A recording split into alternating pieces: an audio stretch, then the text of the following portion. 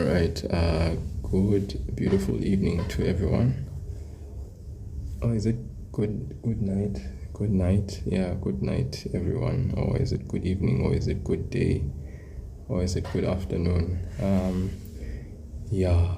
So, of course, these sessions, ideally, I would have wanted to start at 10:30, but yeah, things didn't really work out quite the way I would have wanted to. So that's why you are seeing me join in the live or actually start the live now. So I hope that is not too bad, even though it would have been nice if I would have started it earlier. So I'm gonna call this the Friday evening grave, the grave night shift. Good evening, good morning, good day, afternoon to you, to the greatest op. I'm always wondering about this TikTok name, the greatest op. Why the greatest op? It's just got me wondering. Okay, so guys, what we're gonna do today is we are going to look at some more exponential equation type questions. All right, just to sort of like bring in exponents into the mix. This is still looking at question 1 type questions. Okay. I think today we'll be concluding the question Y type questions, and then we will see which direction we will take thereafter. But I'm hoping that the live sessions that we've had so far, some of you are beginning to be a bit more comfortable with doing questions that have to do with the question 1 type questions that we've been doing. Okay. And I hope that build up of confidence can then, obviously, you can take it up now. You can actually like continue, and you can, do more problems that have to do with those. Okay. So let us kick off the session, all right, with, let me say, some recap questions. All right. Maybe what I can do for that purpose is, okay, maybe let's just move on, not recap. But I'm hoping, guys, that you are all continuing to look for other questions, practice on your own, see if you are actually getting it. Yeah, you need to practice the maths. Please, guys, practice, and more practice. I cannot overstate how important it is for you to practice on your own. As long as you are doing that, then all will be well. Okay, so let us kick off in this space, because I think we've done enough of the solve for x and y, solve for x questions. So let us kick it off here, solve for x and y. Let us look at more solve for x and y question, and also exponential equation type questions with simplification as well. Good evening, Mrs. Him. Good evening, and good evening to everyone else that has actually joined in the live.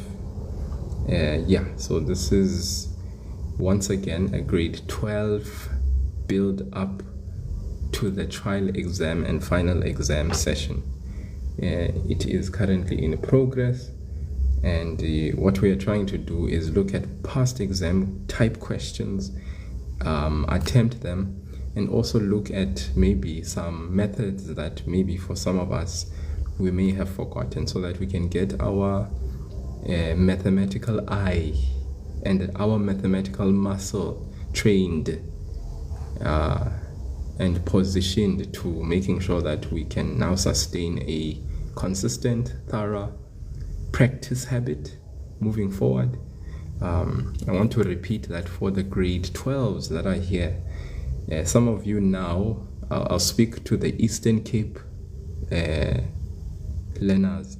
You have less than 56 days now. 56 days until you write your paper 1, grade 12 maths paper 1. In 56 days you'll be writing a maths paper 1 because your timetable says so. So you have less than 56 days. And I know some of you think that's a lot of time, but it's not. So what we need to do is we need to do a gradual build up towards that season and time, so that by the time that time rocks around, you guys are more than prepared and fit. Okay, I know some of us here have higher aspirations. We are working towards getting a clean level 7 in mathematics come end of this year. That is very possible, guys. It's something that is not a foreign concept. It just needs intentional, consistent hard work and practice. And I can tell you now that if you do that and you continue to sustain that kind of like work ethic, what you're going to find is that your results will change. All right, they will change as long as there is effort that is consistent, that is in the direction of the place that you would want to attain, the marks that you'd like to attain. So let's work on that. And I just want to generally just say to the matriculants, even though in June you may have not performed well, that does not mean that in September and the final exam, you cannot literally just change your entire life story around. It's very feasible and possible, but we need to make sure that we are doing that. Okay. Noon. Salutations to you too. You're not out of context at all, because looking at paper 1 type questions, number patterns are very much obviously examined in paper 1, maths paper 1. Is the application of number patterns compulsory? Noon, yes, because sometimes they definitely can throw a number patterns application question. Okay, remember that for all questions, even for algebra, your question 1, simultaneous equations, there's always application. There's always application questions that can actually be, thrown into the mix. So definitely application questions, you can find yourself in a situation where those are actually, examined. Okay, so definitely have them up there. Okay, definitely have them up there. So I hope that answers or clarifies that question. Then let me just say again, welcome to everyone. Thank you, Mrs. Him, for the gifts. I really appreciate it. You are also awesome. 13 times and times 2 as well. You are awesome. You are awesome. Definitely make the live, I don't know. I really appreciate the sentiment. I really do. It absolutely, it really does appeal to what do they call it? My love language does tend to be gifts, and practically speaking. So that's why I really appreciate this, because it appeals to that aspect of me. So thank you so much. I appreciate it. Now, guys, can I just jump in then to the question that I want to start off the live lesson with today? Because I feel like yesterday already people were brewing with this type of question. Someone in the live session yesterday asked me to do a simultaneous equation that has exponents in it. So I thought today, why not? Why don't we just start right there? So imagine this is the question. This is a Gauteng province. In the Gauteng province, one of the questions that they were asked to solve simultaneously was this one. You have the square root of 3 to the power x. So 3 to the power x is what we refer to as an exponent. and there's a square root, times 9, this is 9 to the power y, which is equal to 27. And you have this second equation, x plus 4y squared is equal to 6. So if we look at the first equation, we look at it and we're like, well, this is an exponential equation. And this second equation is a quadratic type equation because one of our variables is raised to the power 2. Okay, so I hope you are with me here. We have an exponential equation, y exponential, because this is 3 raised to the power x. Okay, and there's a square root over it, times 9 to the power y, which is equal to 27. That's your first equation. And then you have this second one, which is a quadratic equation. So based on questions that we did yesterday that have to do with simultaneous equations, we looked at two equations where one was linear and the other one would be quadratic. But this time around, we have an exponential equation and the other one is quadratic. So the clue here is that with the exponential equation, there is something we can do to the exponential equation which can help us to simplify it in such a way that we can get a linear equation. So let us grab this first equation and deal with it. And this is how we are going to deal with it. So we're going to write the 3 to the power x, the square root of it, times the 9 to the power y, which is equal to 27. Now, for those who are here, you will know that in your grade 8 and grade 9 syllabus for mathematics, exponential equations were equations that you solved in those grades. All right.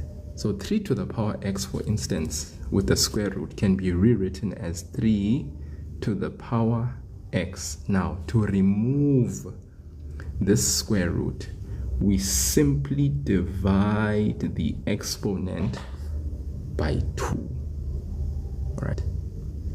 Now, I want you to pause there for a moment and I want you to take in what I've just done.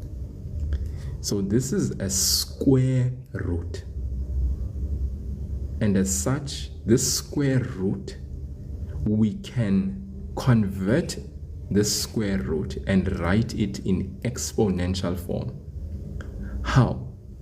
We simply divide the current variable exponent that is there by what? By 2, because this is a square root. Okay. Now I just want to emphasize this point and probably just come here on the side and suggest that had we had the cube root of 3 to the power x, the rule would be, if I want to rewrite this in exponential form, remove the cube root, I would write it as 3 to the power x over, now this time around it's the cube root, it is not the square root. So I'm going to divide by what? By 3, and by that I am able to remove the what?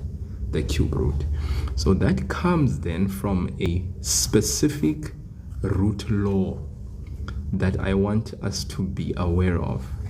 So generally speaking, if I have a to the power m and it is the nth root of a to the power m, I can express this root form into exponential form by simply doing this, raising it to the power m, as that to the power m is there, over what? Over n. So that is how I convert my root to exponential form. So I'm just going to write this root to exponential form. A very useful rule that you need to keep in mind because it assists us in many instances so that we can be able to simplify. Right? So I hope you guys understand what it is that I've just done there. So if you are sitting here and listening to me and you're like, okay, so sir, do you mean, in other words, whatever that nth root is, when we want to remove it, we simply divide it by the given exponent? Is that what we do? Yes, that's exactly what we do. And vice versa. If you want to convert an exponential form back to root form, you can rewrite this as a to the power m inside the nth root. And what guides you is the denominator of the fraction for your exponent. This belongs to the exponent of the variable, and this n belongs to the root. It's as simple as that. If you look at this exponential form, this 3 belongs to the root. The x belongs to the 3 base which it is raised to. Okay, so we can write exponential form converted to root form, or we can write root form and convert it to exponential form. So I hope we are together. Exponential form. So I hope we are together here. If you have any questions, please do indicate in the comment section. Or if I am losing you, okay, sorry, I think I lost the network there. I just have to get an indication.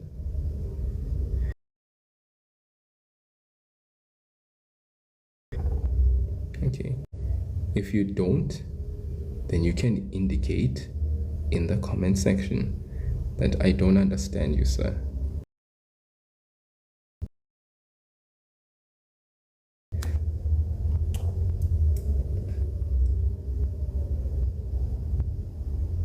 Okay, so this is base 3 raised to the power x over 2. Okay, then we say times, this dot means multiply. Now this 9 we can change to a prime base number, because this is 9, guys. Okay, 9 can be changed to a prime base number, and 9 can be simply rewritten as 3 to the power what? 2. Okay, and then of course there is the y, which is multiplied to the 2. Okay, then the 27 can be converted to 3 to the power 3.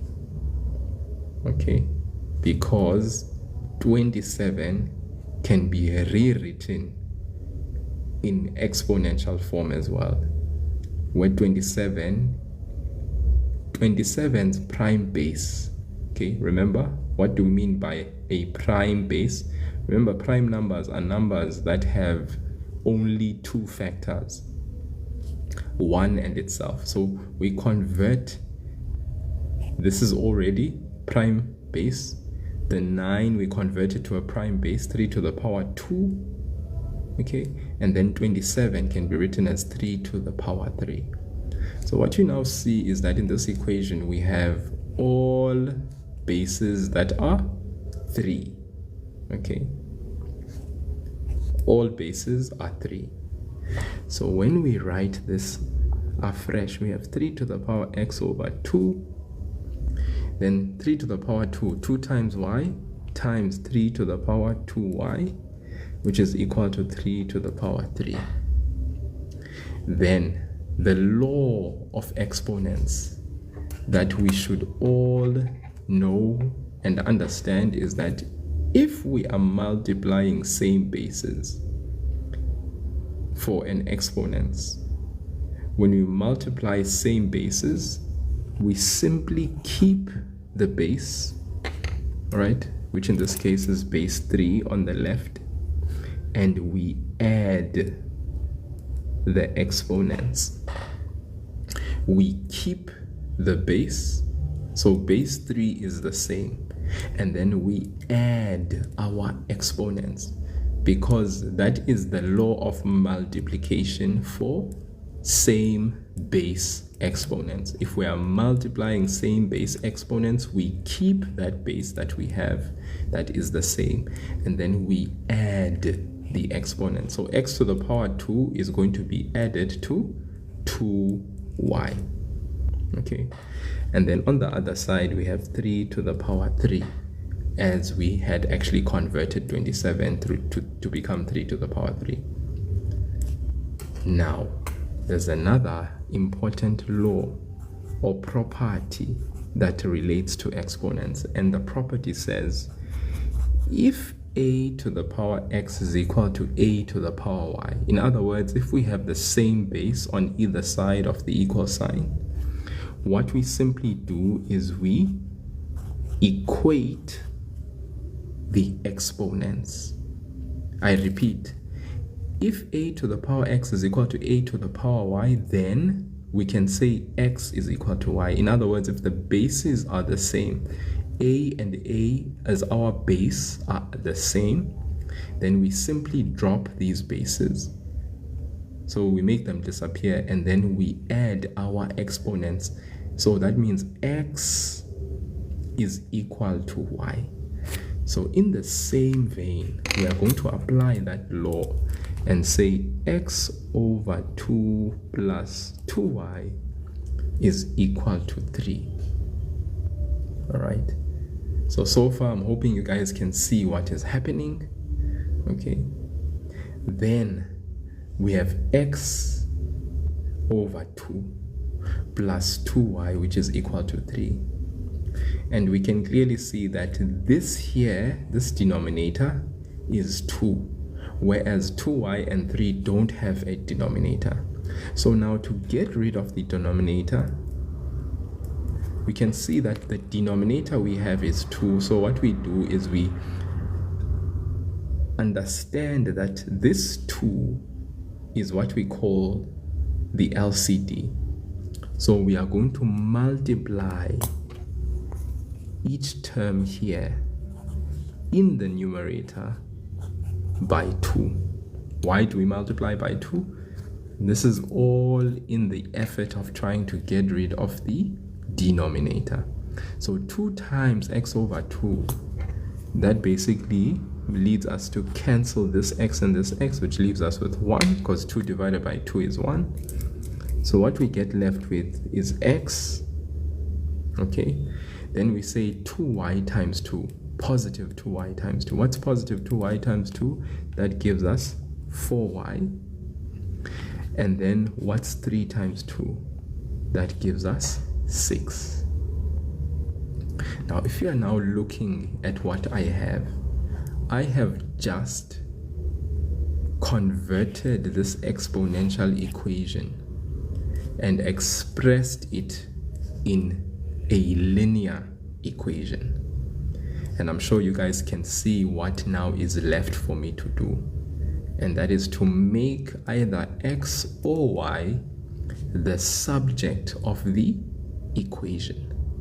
So you can see that x has the coefficient 1, the y has the coefficient positive 4, and then I have an equal to 6 on the right hand side. So who am I going to make the subject of the equation? My beloved maths gamers in the comment section who are listening so attentively, which variable should I make the subject of the equation? Tsepi, so thank you very much. You are 100% correct. All of you in the comment section who have said x, it just means that you have all let your x's go, which is great. So x is equal to 6 minus 4y. So that becomes my equation what, guys? My equation 3. Now I'm going to hold it right there. Can I get a beloved amen as an indication that you have all understood my step-by-step procedure from moving from the exponential equation up until getting to where I make x the subject of the formula. If there is a cry of concern, please do let me know where your cry of concern is so I can re-explain where you feel I may have completely lost you. Okay, seems like Jacob Naidu is like, amen indeed. Okay, Sewele Poli says, I don't understand, which means understanding is not there at all. All right, I can see those who have said amen, and I really appreciate it, guys. So I'm just gonna go through this procedure, this process that I've undergone to getting here one more time, okay, so that I can just ensure that we have all gotten into the we are still all in the same page. So here, guys, I have 3 to the square root of 3 to the power x times 9 to the power y, which is equal to 27, and x plus 4y squared, which is equal to 6. And I indicated that this first equation is an exponential equation. The second equation is quadratic in nature because my variable y is raised to the power 2 as the variable with the highest exponent. So I'm going to now take this exponential equation and simplify it. How? I can see that the relationship between the bases square root 3 to the power x times 9 to the power y, there's a multiplication relationship equal to 27. That seems that I can simplify. So I'm going to take the square root of 3 to the power x, convert it to exponential form. How? I remove the square root by doing what? By simply dividing the current variable exponent by 2. So I have a rational exponent of 3 to the power x over 2. Where does this come from? It comes from the law or the rule for converting a root to a rational exponent, which simply says if I have a nth root of a to the power m, I remove the root by simply writing the base raised to the variable m exponent. Then I remove this nth root by dividing the m exponent by whatever the root is. So that is divided by n. If it was the cube root of 3x to the power 3, I would remove the cube root by dividing the variable x by 3. Since it's the square root, I remove the square root by dividing the x variable by 2. I hope that makes sense. Then 9. 9 is a composite number. Composite numbers, guys, from grade 8 and 9 are numbers that have 2 or more factors. All right.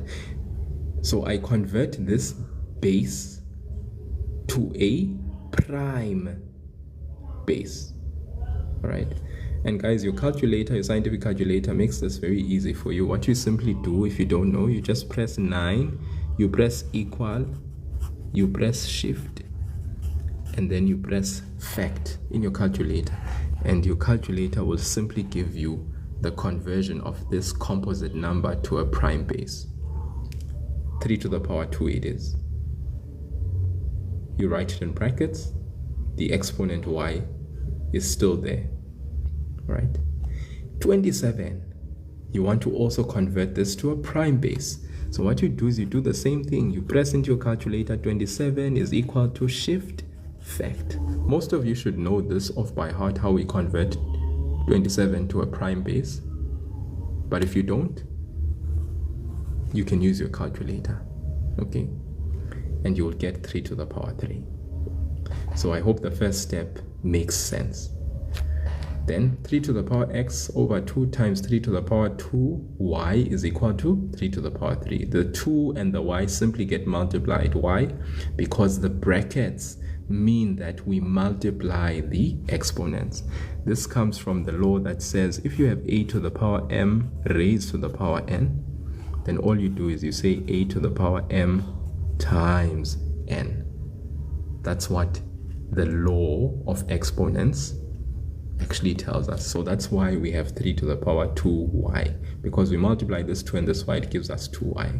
Okay, then this step, the base 3 is multiplied by this base 3 with its respective exponent. So when we are multiplying same bases, the first law of exponents says if we are multiplying same bases, we always keep that base that is the same, then we add the exponents. This is law number 1 of exponents, whereas this is law number 3 of exponents. So we applied law number 3 here to get that, and then to get what we have here, we applied law number 1, because base 3 is multiplied with base 3 with its respective exponent. So we keep the base 3, we add x over 2 plus 2y. We add the exponents. That is equal to 3 to the power 3. All right? Okay, I hope we are flowing well so far and everyone is with me. Then we have base 3 with this exponent equal to base 3 with that exponent. So I said that there is a property that we apply to equations where we have the same base on either side of the equal sign. So if a to the power x, for instance, is equal to a to the power y, then we can conclude and say x is equal to y. All we simply do is we drop these bases and we equate. So we make the x and the y equal. So we do the same thing here, because base 3 and base 3 are the bases on either side and they are the same. So that allows us to drop the two bases. We then equate the exponent. So we are left with x over 2 plus 2y, which is that, equal to the 3, which is the exponent there. Okay, then at this stage, because someone said, I don't understand that LCD part. Guys, we have x over 2. This is a fraction. We need to accept that this is a fraction. Plus 2y. 2y is not a fraction. 3 is not a fraction. Okay. Okay. So what we then do is we want to remove this denominator. So we write down what is the LCD of the entire equation. It is 2, because 2 is the only denominator we have. Then what we do after that is we multiply. We multiply each term. We multiply each term by 2, which is the LCD. So that's why we multiply, and we multiply by 2 in the numerator. This is important, that when we are writing down the LCD and we multiply by it for each term, we multiply by it in the numerator. So this 2 that I'm multiplying by is in the numerator, and this 2 is in the denominator. So 2 times x over 2 means this 2 divided by 2 gives us 1. That leaves us with the x alone as our term here. So that's why we have x there. We do the same thing with this term. We multiply it, all of it, by 2. So what's 2y times 2? That gives us 4y. Then we multiply this term as well by 2. What's 3 times 2? It is 6. Then we are at this stage where we have a linear equation, which is what we were wanting by actually simplifying this exponential equation. The linear equation is now ready to either have x or y being the subject of the equation. So I did ask the question earlier on, who can we make the subject? And all of you agreed that x would be the best subject to be made. Why? Because it has the coefficient that is 1. So we transpose 4y, which means we take 4y over to the right hand side. From positive 4y, it becomes negative 4y. So now we have a third equation, which is x is equal to 6 minus 4y. Okay. Can I now get a indication as to, are we together in our understanding of what has happened with that exponential equation? And can I now say we are good? All right, Greatest Op says yes. Okay, I think Greatest Op has like finished solving the problem long time ago even, and that's great, and I'm happy about that. Jacob Naidu is like awesome. Zenande is sweet. Okay, Ungeto is finally on board, right, which is very good. Okay, and I hope every one of us is also on board. Now, this is the reason, guys, I am saying that if we have 56 days until we write the trial exam, and this is speaking specifically to my Eastern Cape based students, because your timetable says you are writing paper 1 in 56 days from now, from today. That means we still have some good time to practice very well. So we need to familiarize ourselves with past question papers and start getting into the groove and the feel of these things, and bring to remembrance some of these laws so that we can start applying them to problems, so that it becomes second nature. If we put it off, it becomes a problem. So please, grade 12s, let's work on that and make sure that we do not leave no stone unturned. Okay, so guys, we've converted this to from exponential equation to linear, and then we made x the subject. Now we are ready to do what, guys? To substitute. Substitute what? You substitute equation 3 where? Into, obviously, equation 2. All right, we can substitute now this equation 3 into equation 2 because it was waiting. Remember, we were using this equation, and that is what we converted to linear. Now the linear is ready to be substituted into the quadratic equation. So let's go ahead and substitute this x is equal to 6 minus 4y into this equation. And I'm sure you guys would be able to do that with ease. The only difficulty for most of you would have been to move from this exponential equation, convert it to a linear, so that we can be able to use the linear and substitute it into the quadratic and get our our y value, then our x values. Okay. All right. I hope we are together. Naledi, I love you.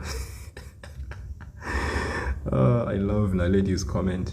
Naledi, you're the best. You are a rock star, totally. Naledi, I'm gonna pin your comment. Someone said it's bedtime. I think it was Tyron Hatcher. I think Tyron Hatcher is just trying to be funny, of course. You know, sometimes I think people try to get clout in people's lives. They come through and they drop comments and they try to be funny. But Naledi is like, the response is classic. Sleep on your marks when Tina Siafunda. Love it, Naledi. Love it for you. Okay. Samantha has already gotten to the answer. I love that, guys, which means you guys now have gotten to a place where you are just good. Samantha, amazing. I love it. Okay, hopefully the answers are actually what you have said, 6 and 0, 2 and 1. So when we go ahead now and substitute this, we substituted there. We are going to substitute this 6 minus 4y in the place of x here. So where is x? It's there. In the place of x, who are we going to substitute? 6 minus 4y. So let's go ahead. Instead of x, we are going to write 6 minus 4y in the place of x. All right. And obviously, when we substitute, we put in brackets. Plus 4y squared is equal to 6. It's followed by 4y squared. It's equal to what? It's equal to 6. Now we can solve here for what? For y, because y is the only thing that's there. Let's remove the bracket. 6 minus 4y plus 4y squared. Let's transpose the 6. It becomes negative 6. Then rewrite 4y squared minus 4y, and then the 6 with the minus 6, those are like terms. That gives us 0. So then we are left with 4y squared minus 4y. What can you see here? A common factor. Okay, common factor, guys. What is the common factor? The common factor is 4y. So we take him out, and then what are we left with? We are left with y minus what? 1, which is equal to what? 0. Then after this factorizing, we apply the what? The zero factor law. Zero factor law says what? 4y is equal to 0, or y minus 1 is equal to 0. That is our zero factor law. Then after the zero factor law, we solve for y. So obviously here we would divide both sides by 4. We get y is equal to 0. Then this side, y minus 1, y is equal to 1. So we get two answers. Y is equal to 0 and y is equal to 1. And just as we think we are done, we remember, oh, we are supposed to solve for x and y. What we have gotten is just y. We need who now? We need the x. Who is waiting? The third equation is waiting. I'm waiting. What are you waiting for, x? I am waiting for y. To do what? To substitute in my equation. That's what x says. I'm waiting. So we take y, we substitute into this equation. So we are going to now substitute y is equal to 0 or y is equal to 1 into equation who? Equation 3. That's why we created equation 3. We created equation 3 for two purposes: to substitute into the other equation, and then to wait for y to be received so that we can substitute back into the equation and get the values of x. X wants to be gotten as well. So let's go. Substitute the y in the place of y in that equation. So we're going to rewrite equation 3. X is equal to 6 minus 4. 4y. In the place of y, we write what? 0. Or x is equal to 6 minus 4. Y. In the place of y, we write 1. So our final answer, 6 minus, what's 4 times 0? That's 0. What's 6 minus 0? It's 6. So x is equal to who? 6. And then this side, or x is equal to 6 minus 4 times 1? Give 4. What's 6 minus 4? It's 2. Okay. And then our final answer is that we can then write these as coordinates. We know that when x is 6, y is 0. When x is 2, y is positive 1. I want to go back up. I think my beloved, amazing, awesome Samantha had actually already indicated that the answers are 6 and 0, 2 and 1. And Samantha was 100% spot on. Samantha, you're amazing. So I love the fact that this is happening, that people are actually now just finding their own feet, and you are feeling very confident in being able to complete the question on your own. After me having gotten you guys out of the wilderness, all right, like Moses, now you guys can see that, oh, okay, no, we can enter into the promised land. We no longer need this guy. In actual fact, we think we've got this, all right? And I love the independence. It's great. You guys keep that up, all right? So great job. Amazing job. Phenomenal work. And I love it for you guys. I totally love it for you guys. Okay. All right. So that was a nice simultaneous equation. I hope you enjoyed that. I hope that was actually fun for you guys to do. All right. I'll definitely be giving you your own challenge later on. I just wanted to expose you to a question of that nature. So let us be mindful that our questions can be simple, like the solve for x and y that we did yesterday, but they can also be a little bit sort of like interesting. And I'll use the word interesting in that sometimes there's just simplification that needs to be done, and it requires this important knowledge that we may probably not know at first, but if we know it, then it makes life so easy, guys. So easy. Okay. All right. Oh, hormones. Well, I don't know if you are in the position where you can go back to maths, pure maths, you know. I don't know if that's even feasible, but if possible, then maybe you should.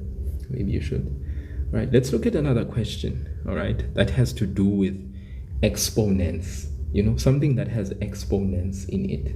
All right, so I'm going to look at this one. Let's look at this nice question here. 5 square root of 5 to the power x plus the square root of 5 to the power x plus 2 is equal to 150. Here we are being asked to solve for x. Okay, all right, solve for x. Okay, any thoughts as you look at this question? Solve for x. Okay, so this is a exponential, so you can see, guys, that we have how many terms on the left hand side of the equation? We have, this is one term. The plus sign separates terms. So this is the first term plus this is a second term. So we have two terms on the left hand side because a plus and a minus sign separates terms. Okay, only plus and minus separates terms. So for instance, if I had come here, guys, and I'd asked you, in this equation, how many terms do we have on the left? Then you would have to say we have one term on the left. Why? Because your multiplication and division does not separate terms from each other. So this is one term, okay? But this side here, we have two terms because plus and minus, okay, will separate terms from each other. So that's one term, plus then separates, that's our second term, okay? So if we look at this now, this first term, when you look at this, doesn't this remind you in some shape or form, okay, of this is the square root, okay, and it's the square root of what? Of 5 to the power x. And here we have the square root of what? Of 5 to the power x plus 2. So, you know, when we look at this question, okay, I just want to suggest that we can solve for x here, right? Money is up. I hear what you're saying, but I want us to first look at what we have on the left hand side before we even look at prime basing 150. Okay, let us look at what we have. This is the square root of 5 to the power x. This is the square root of 5 to the power x plus 2. Okay, if we first separate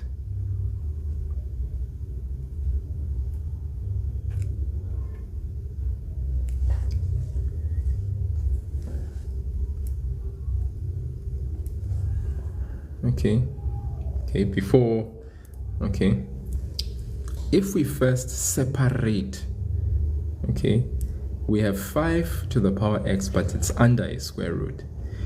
If we rewrite this as the square root of 5 to the power x times the square root of 5 to the power 2, is this thing the same thing as that? Yes, it is, guys. Okay, yes, it is. Okay, all right, so this here is still that. Okay, yeah,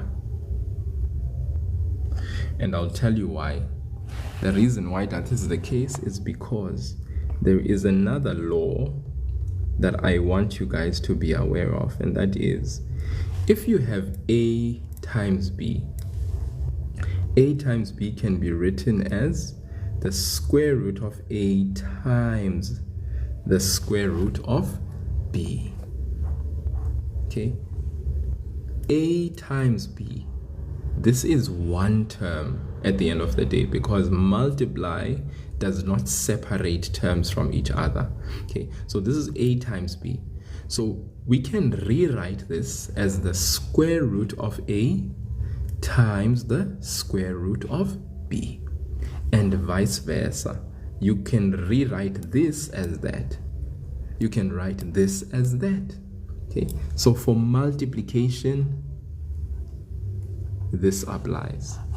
What if we had the square root of a over the square root of b?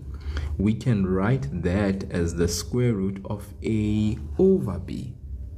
Okay, so since the square root is therefore a and the square root is therefore b, we can just write a over b as being under one square root, since these square roots are the same. Okay. So what I'm saying is that for multiplication, if you have a square root, you can just split the two bases with the same square root. If you are dividing, okay, different bases and you have a square root, you can split the square root for those respective bases. Okay, and this is speaking to division of different bases or the same bases under the same square root. You can split these. So the splitting applies if you have multiplication, all right, you can split, or if you have division, you can split. All right, now let me tell you this, guys, that these important algebraic manipulation techniques are techniques that, you know, when you are in school, are learned in grade 8 and 9. Okay, yeah, so it works in both multiplication and division. These techniques work for both multiplication, all right, if you have a square root, or it could be any other root, you will obviously split them according to whatever the root is. So I want to suggest that okay, I'm just need like some other space here, and just allow me the chance to all right, these are important, guys, you know. So a times b, that means the square root of a times the square root of b.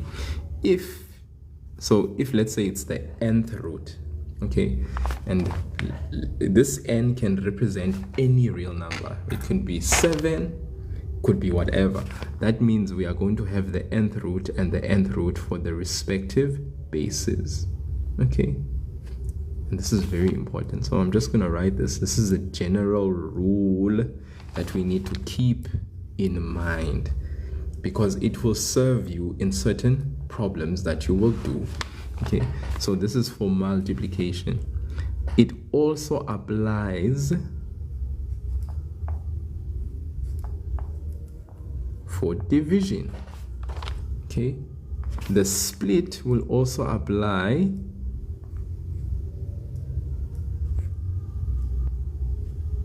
for division. Okay, but never does it apply for addition and subtraction. Okay, never. So for instance, you will find many learners do this. We will be having bases added to each other. This here is absolute rubbish, guys. We don't do this. Okay, so I'm just gonna write plus or minus. So whenever you have plus or minus under the same root, okay, this here is absolute rubbish. It is wrong. Okay, we cannot have that. Okay, so for addition and subtraction, it never flies. Okay, the rule or the law says only for multiplication and division do we split, but for addition and subtraction, splitting is not allowed. All right. And maybe I can prove a point to you guys as to why I say so. Let's say, for instance, we had 9 plus 25. Okay. Actually, let's just back up a little bit here, and let's just think a little bit. Okay, 9 plus 25 is not what I wanted. Let's look at something else. Let's just say we had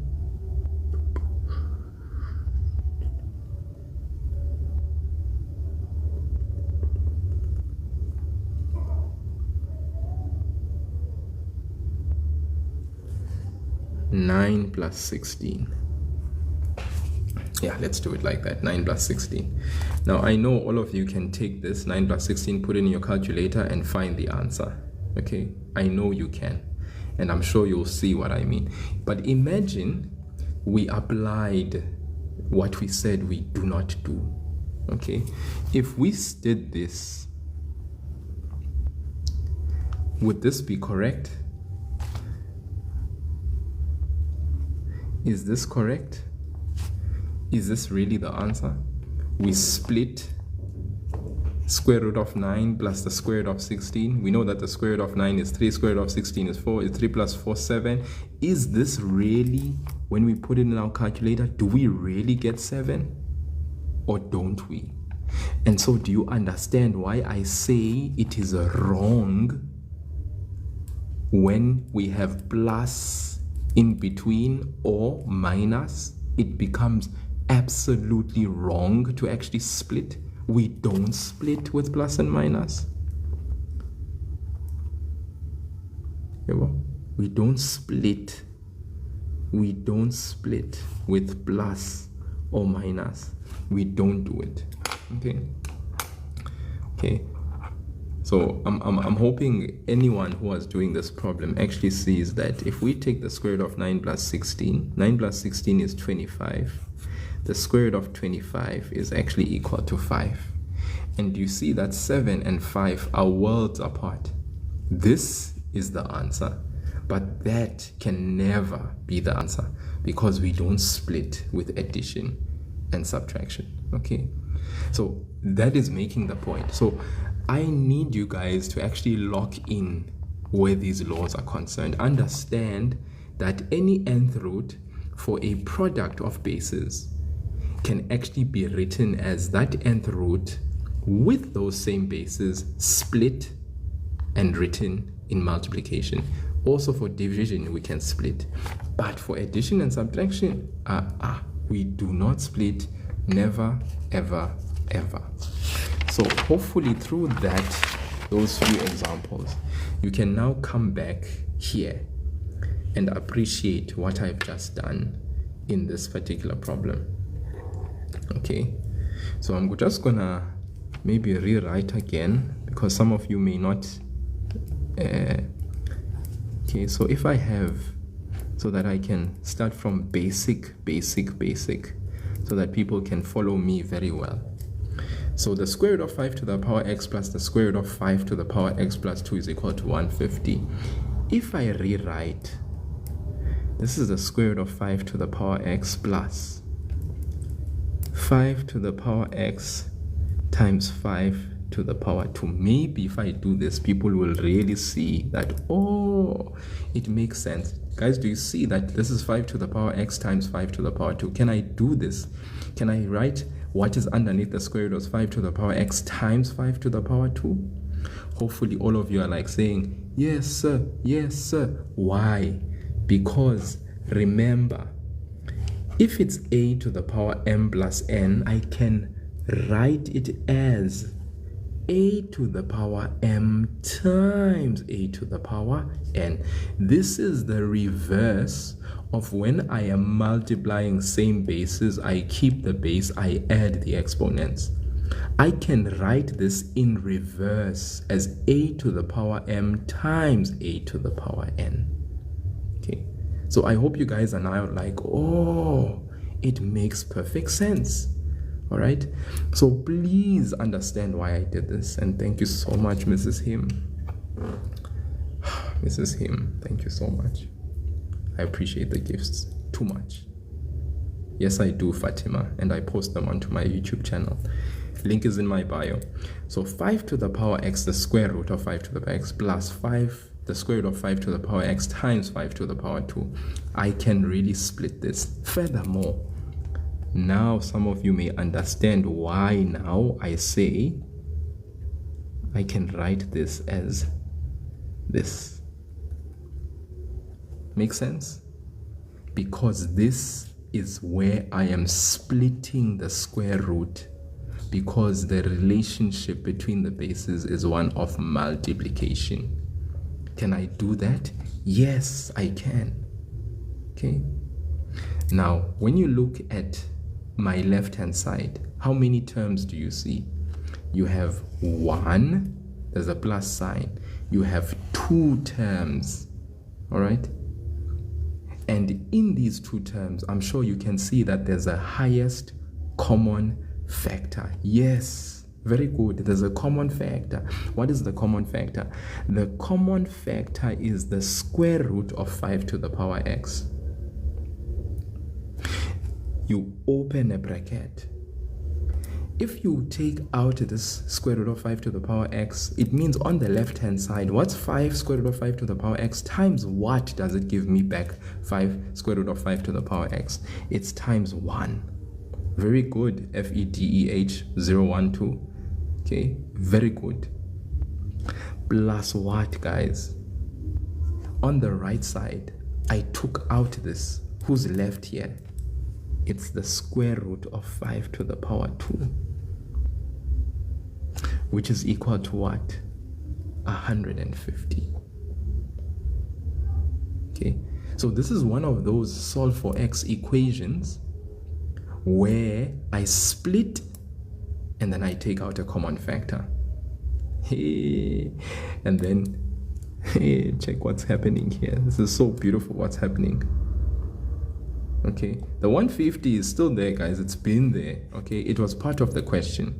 Okay, because the person is asking, how is it 150? This is 150. The 150 has been there. It has been part of the question from the beginning. All right, the question is this: the square root of 5 to the power x plus the square root of 5 to the power x plus 2 is equal to 150. So the 150 is not touched. All I'm doing here is I am simplifying the left-hand side. All right, so that somehow by doing that, eventually I will be able to affect what's happening on the right. So for now, the 150 has just been coming down with the working out on the left-hand side. 1 plus, ooh, look at this now. The square root of 5 to the power 2. Now I am going back where? Remember this guy? Guys, do you remember this guy? A to the power m. The nth root of a to the power m can be written in exponential form as a to the power m over n. Hey, these laws are coming back, guys. They are coming back strong. Look at this. What can I write this as? This is 5 to the power 2 over 2. Okay. Or in other words, someone else can say this is 5 to the power 2, it's 25. What's the square root of 25? It's 5.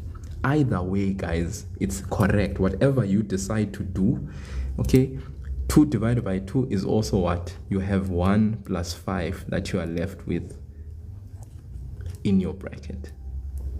Okay, what's 1 plus 5? It's 6.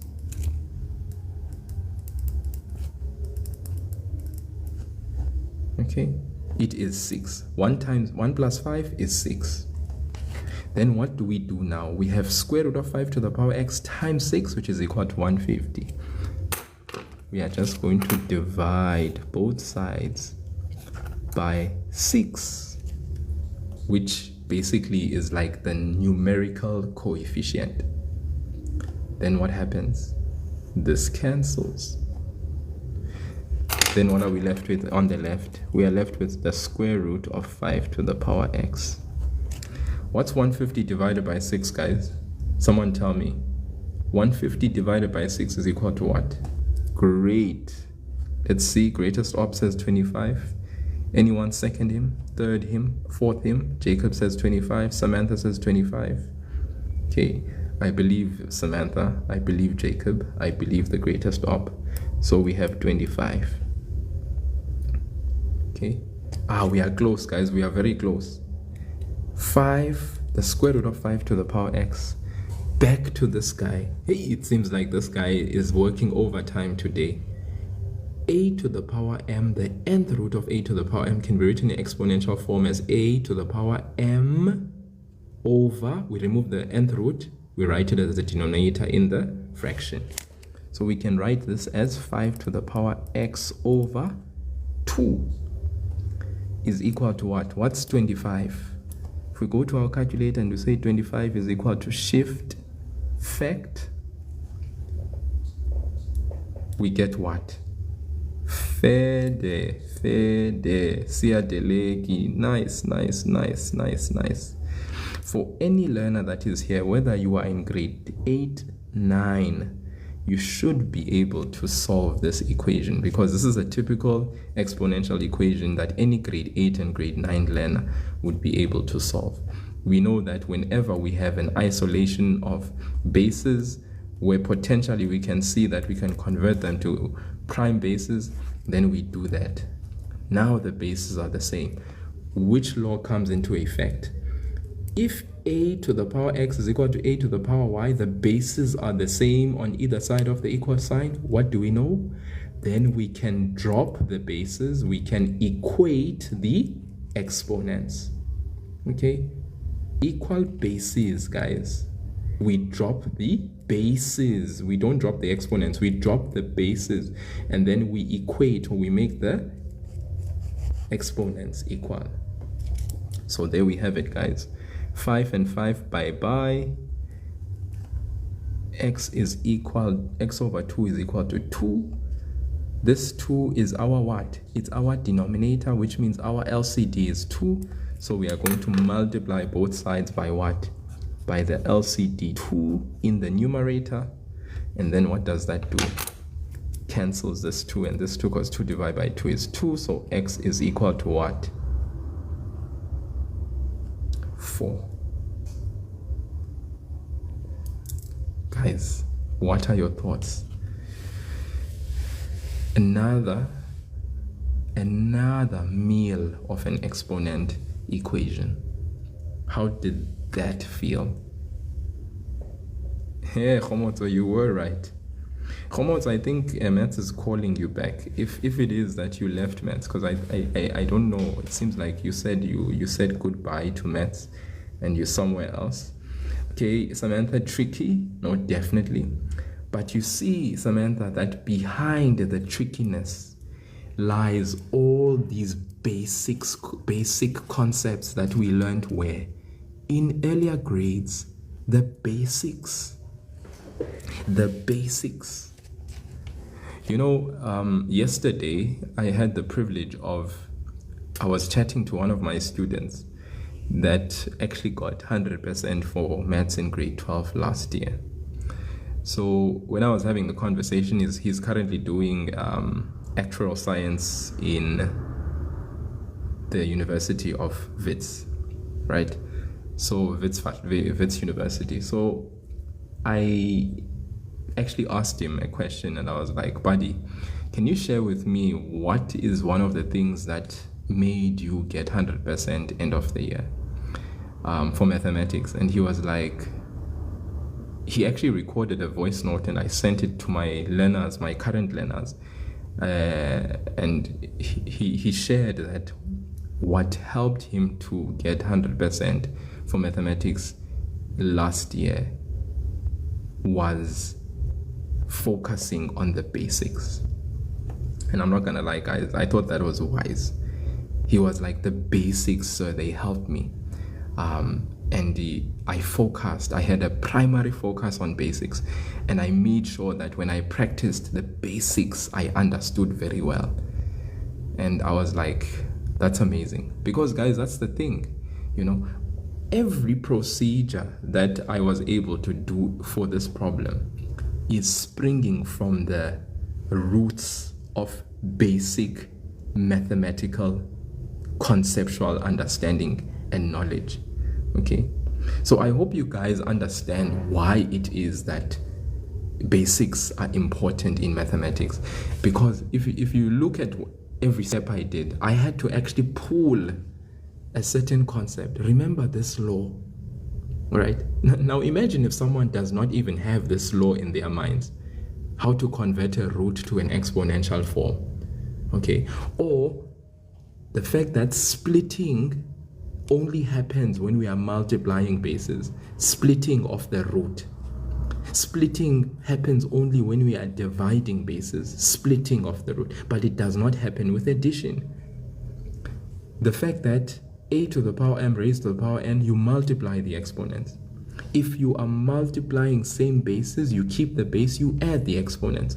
You can use the reverse to split exponents, all right?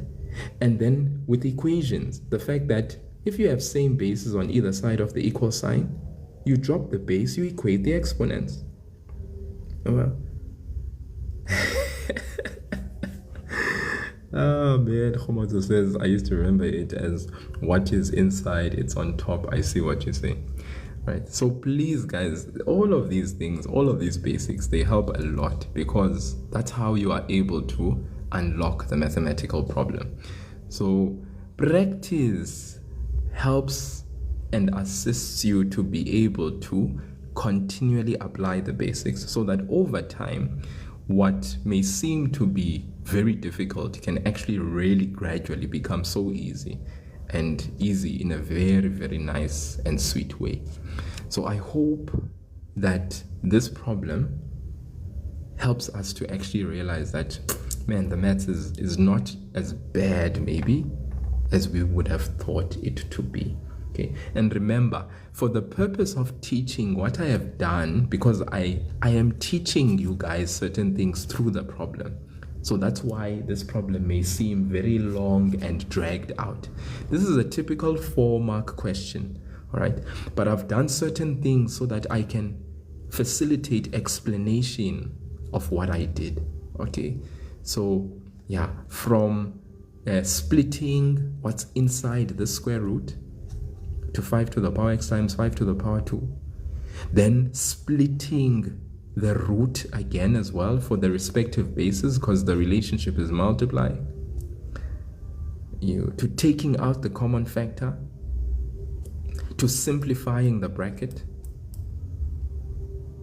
to getting the answer in the bracket, then realizing that I can divide by the numerical coefficient so that I can simplify, to converting to exponential form so that the bases are the same, dropping the base and then equating the exponent so that I can then use the LCD to multiply both sides and then get the answer, which is x is equal to 4. All right, very nice and smooth, right?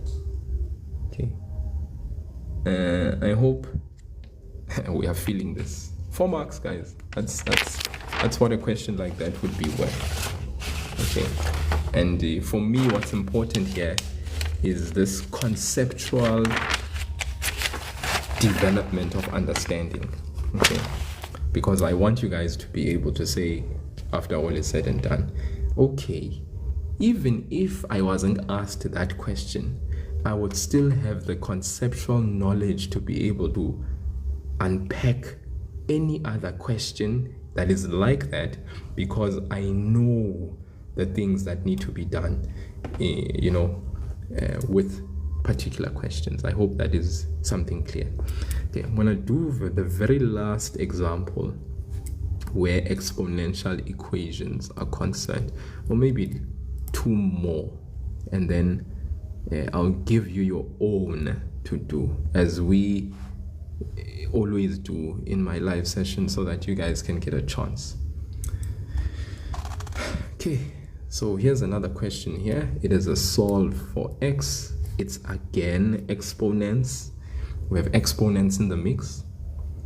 This is 2 to the power. All right, let me rewrite this. Maybe some of you may not see properly what I've written.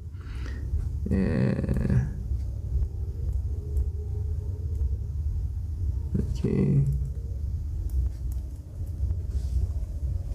So we have 2 to the power x plus 1 minus 3 times 2 to the power x minus 1 plus 2 to the power x is equal to 12.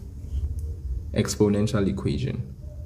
I repeat, 2 to the power x plus 1 minus 3. This dot means multiplied, so it's 3 times 2 to the power x minus 1 plus 2 to the power x, okay, is equal to 12. Okay, solve for x. Ayanda Zulu, I have rogered you. Just for your own information, these live lessons are live lessons that I do 10:30 in the evening, consistently 10:30 in the evening. This is a gradual build up towards the trial exam that you are writing in less than 2 months. You know, the Eastern Cape kids are writing in 56 days. So I've told myself that I'll be doing a little bit at a time. So this is me doing a little bit at a time. Okay. So functions I will eventually do, but for now we are busy with question 1 type questions so that people can see how basic and easy some of these questions are, you know, so that they can then prepare themselves. Okay. So it's gradual, guys, gradual build up here. All right. So you can definitely work on functions on your own. Me, I will eventually get there, but for now we are just building it up. From question 1 we will get to the function type questions and we'll focus on that at a particular live. It won't necessarily be tomorrow's live because, like I said, we're working with a plan here. All right. So this question, guys, what how would we go about this question? The interesting thing is that this question is no different from the previous question. Okay. All right. So it is no different from the previous question in that there's a part in the procedure of what we did in the previous question that is similar to this one. So first and foremost, on the left-hand side, how many terms do we see?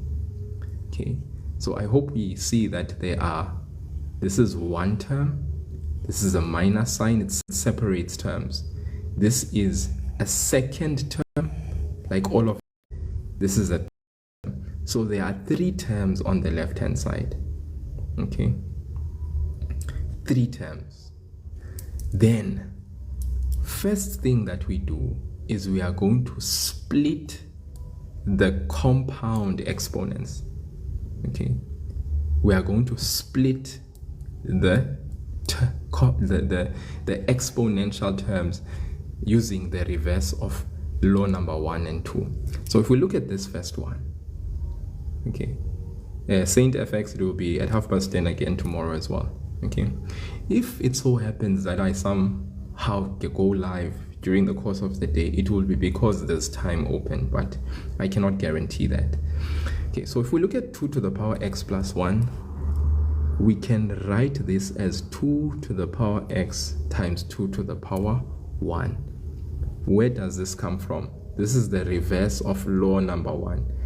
Okay, remember, if we have same bases and we are multiplying, we keep the base, we add the exponent. So I am splitting the base 2 for each respective exponent. Okay, minus 3 is already separate. The 2 to the power x minus 1 can be written as 2 to the power x times 2 to the power negative 1. Okay, do you see what I did there, guys? 2 to the power x times 2 to the power negative 1. No, Schofield, schools are open, Baba. We are opened here. And you can see we're opened after midnight. We're burning the midnight oil.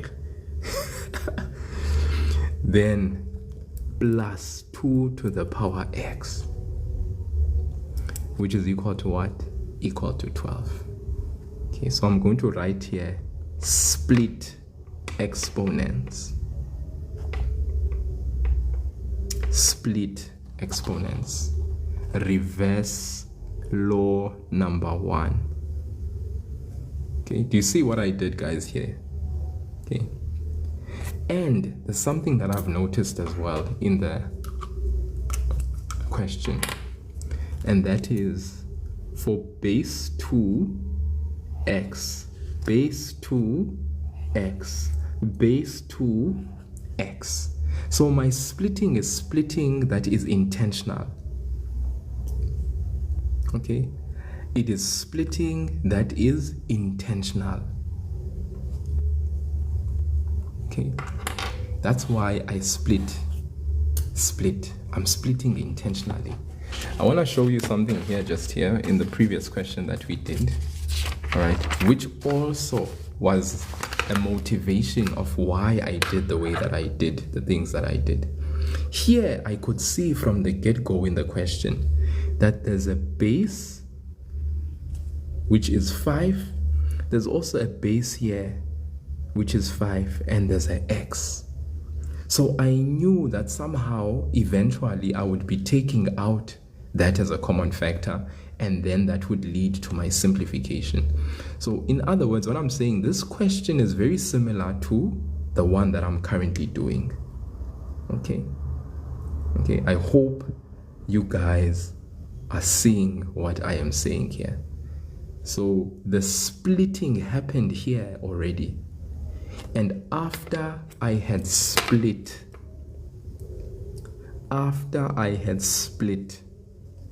then I was able to take out a what?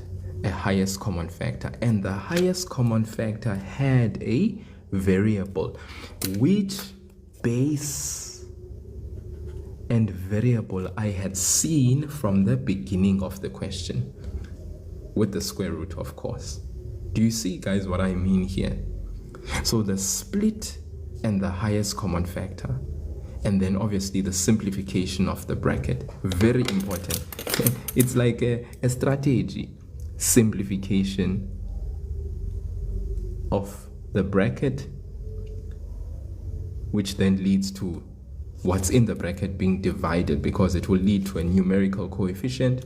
Then I'll divide, then I'm able to solve a simple exponential equation, which I know from what?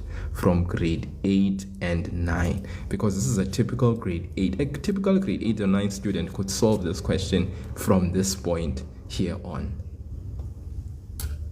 Okay. All right. So come here, let's come back here. All right. I'm trying to also like expose you guys to things that are the tricks of the trade, you know, ways of being able to escape from Morena Mkwanazi. I see people in the comment section are having a field time there. Okay, guys, so we split. Now what is left for us to do? Take out the common factor. And this common factor that we are going to take out, do you see what we are going to be taking out deliberately? Okay. Okay. Do you see that?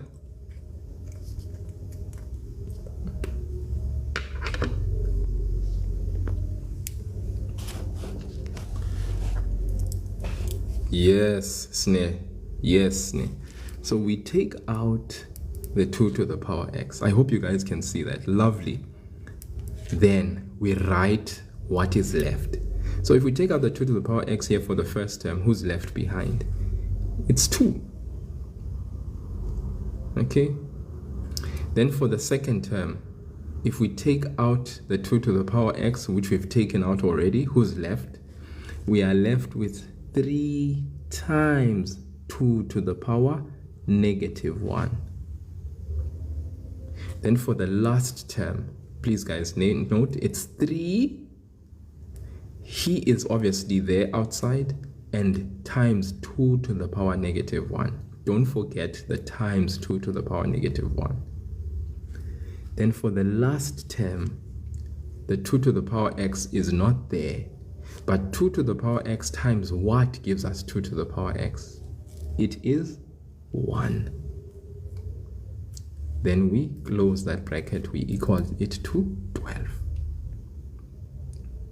Okay, are we together, guys? We all together, ne? Schofield is too negative for my own liking here. I think I'm gonna have to mute you there, unfortunately. 2 to the power x, all right, we write 2 minus 3. Now this is 3 times 1 over 2. Remember, 2 to the power negative 1.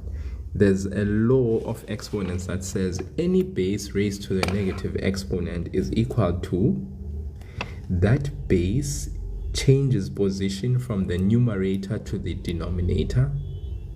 Okay, 1 gets left behind in the numerator. Now the 1 that we leave behind is simply the coefficient of the specific variable.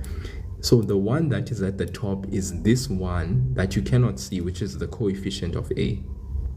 Then the negative exponent 1 becomes positive in the denominator. So that's why the final answer is 1 over a.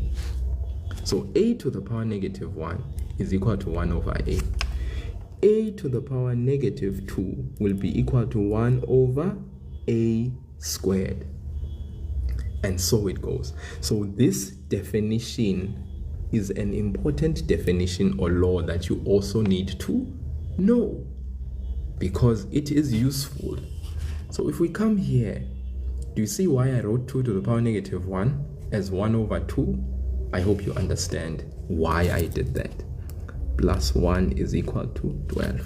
Now guys, what's nice is that you can take all of this that you have here, punch it into your calculator, and then get the answer that you have in your brackets. Okay, you don't have to solve this, you know, you can just take all of this. 2 minus 3 times half plus 1, just write it, punch it into your calculator, get the answer in your bracket, and tell me what answer you get. I'm gonna wait for someone in the comment section to tell me, what do you get when you say 2 minus 3 over 2, 3 times half plus 1? What do you get as your final answer?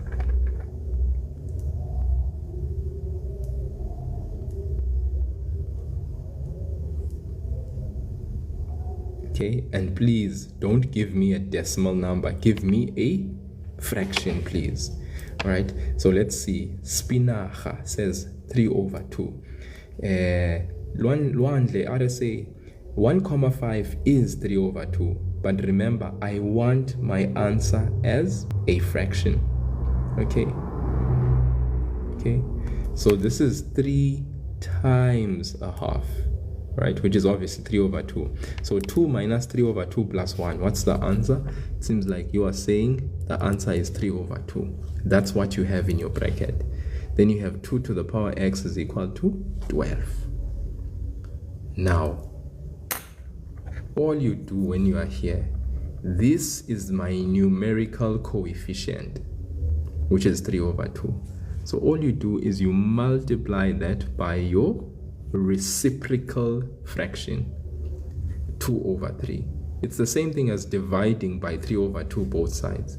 Okay, if you divide by 3 over 2 both sides, it's the same thing as multiplying by 2 over 3. Maybe you guys need to understand why I say that.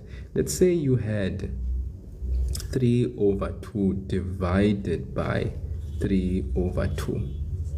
If you say 3 over 2 divided by 3 over 2, in earlier grades you learned that your second fraction, you can first change the divide to multiply, and then your second fraction, something happens to it. The denominator becomes the numerator, and the numerator becomes the denominator. And then obviously when you multiply these two, what do you get? You get the answer 1. All right, so what I'm saying is that dividing both sides by 3 over 2 is the same thing as multiplying both sides by 2 over 3. Okay, I hope you understand that. So what we do on the left, we have to do where? On the right. Okay, so let's move. So now we are left with 2 to the power x on the left, because this and that, when we multiply it, give us what? Give us 1. And 1 times 2 to the power x gives us 2 to the power x. On the right side, 12 times 3 over 2. What do we get as our answer there? I hope we all understand that we get the answer 8. Okay? 8 mos. Alright, because 12 times 2 over 3. 3 goes into 12 how many times? 4. 4 times 2 gives you what? 8. Then, this is a typical grade 8 and 9 question. Any grade 8 and 9 should be able to solve this one very nicely.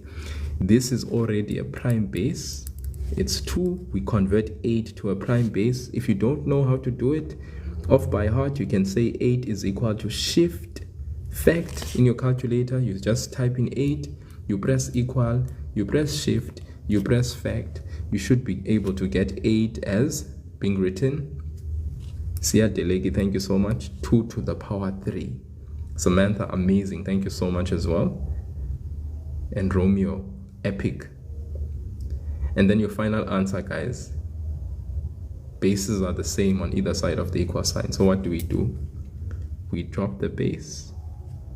We equate the exponents. And there it is. Who would have thought? The answer is x is equal to 3. Okay. Now that wasn't too bad, was it? What do you guys think? Was that too bad? Was that fine? Think we can survive? Are you guys ready for your own challenge questions?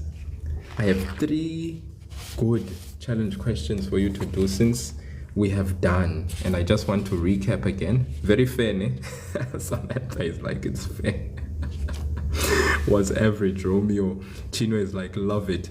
We love you too. We love the problems. Who would have thought? This is actually nice. I understand now.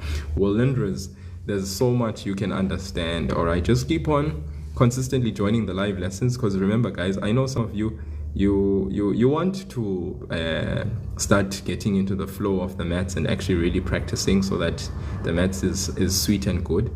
But some of you are just finding it hard to start on your own.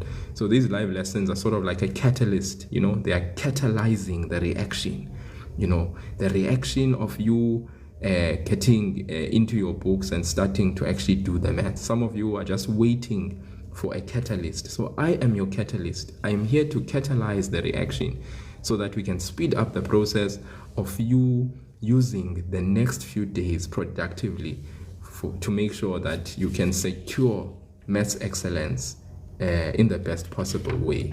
All right, so I'm glad you guys can join. For me, it's lovely to help and assist. All right, very lovely to help and to assist. So guys, we did a exponential solve for x and y equation. All right, then we did a exponential solve for x equation, which you guys saw, and then now we've just done this one. So what I want to now do is to give you some challenge. You want to do another one? Okay, let's do one last one. All right, and we'll do one last exponential equation question, which is different from the ones that we just did, so that we can explore another different one, another different what? Equation. Okay, yeah, because variety is the spice of life, right? Variety is the what? I hope you guys are getting this. Variety is the spice of life, you know, and I know people love variety.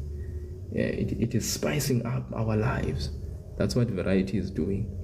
So let's see if we can't get another dynamic duo muo, so that you know, no stone is left unturned. Mathematical variety. I just wanna see just quickly. I think there was a question that I actually had gotten somewhere. Just see if I can't post this. Yeah.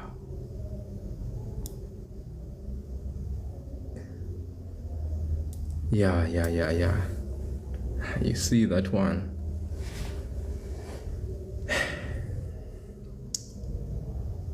Okay, you missed out, eh? You missed out. Okay, maybe let's not. Let's hold it there. Let's hold it.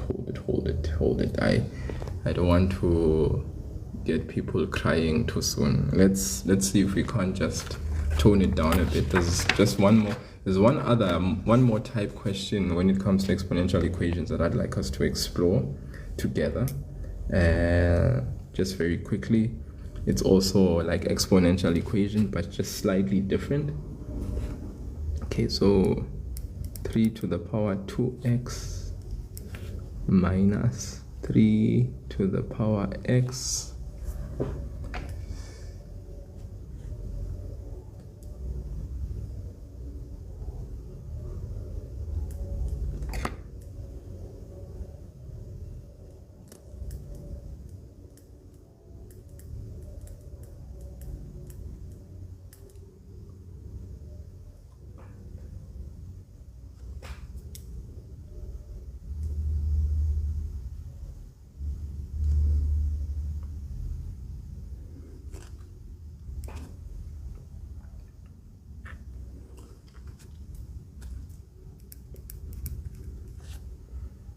Okay, yeah, let's look at this one. All right. Yeah, no, definitely. Guys, the questions that we are doing are within the scope of your grade. Your grade 11s would be able to possibly do questions of this nature. Your grade 11s would be able to do some of these questions. Some of these questions will appeal to a grade 10 audience, and then some questions will definitely appeal, obviously, completely appeal to a grade 12 audience.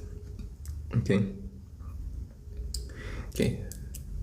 Yeah, remember guys that the questions that I'm doing are exam type questions, and I'm trying to explore the variety of questions that can be there. So for instance, this one, all right, was a certain type of exponential equation that you could get where you are asked to solve for x. And obviously the previous one even was similar, but it was different because it had roots in it. Okay, so the last two problems I've done were similar in the most similar way possible.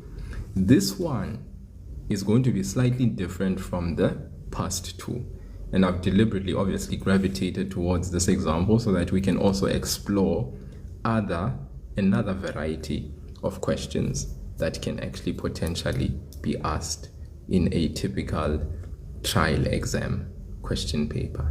Okay, yeah, so we are trying to really get into exponential equations and see the different pictures or the different questions that we can get in exponential equations. Okay, yeah, and all these people that are negative in my comment section, I am going to, guys, I'm not I'm a nice guy, but when I see that some people are just being obnoxious for the sake of being obnoxious in the live, please go to another live and watch what you want, and stop being negative. I would think that people have emotional intelligence enough to see that, okay, yes, it is a very awkward time of the night. It's 22 to 1. This guy is doing maths. Some of you should have a sense of like realizing, okay, this guy is sacrificing his time. Why is he doing that? It most likely is because he's trying to assist people. So if that is the case, let's just leave him alone to do it.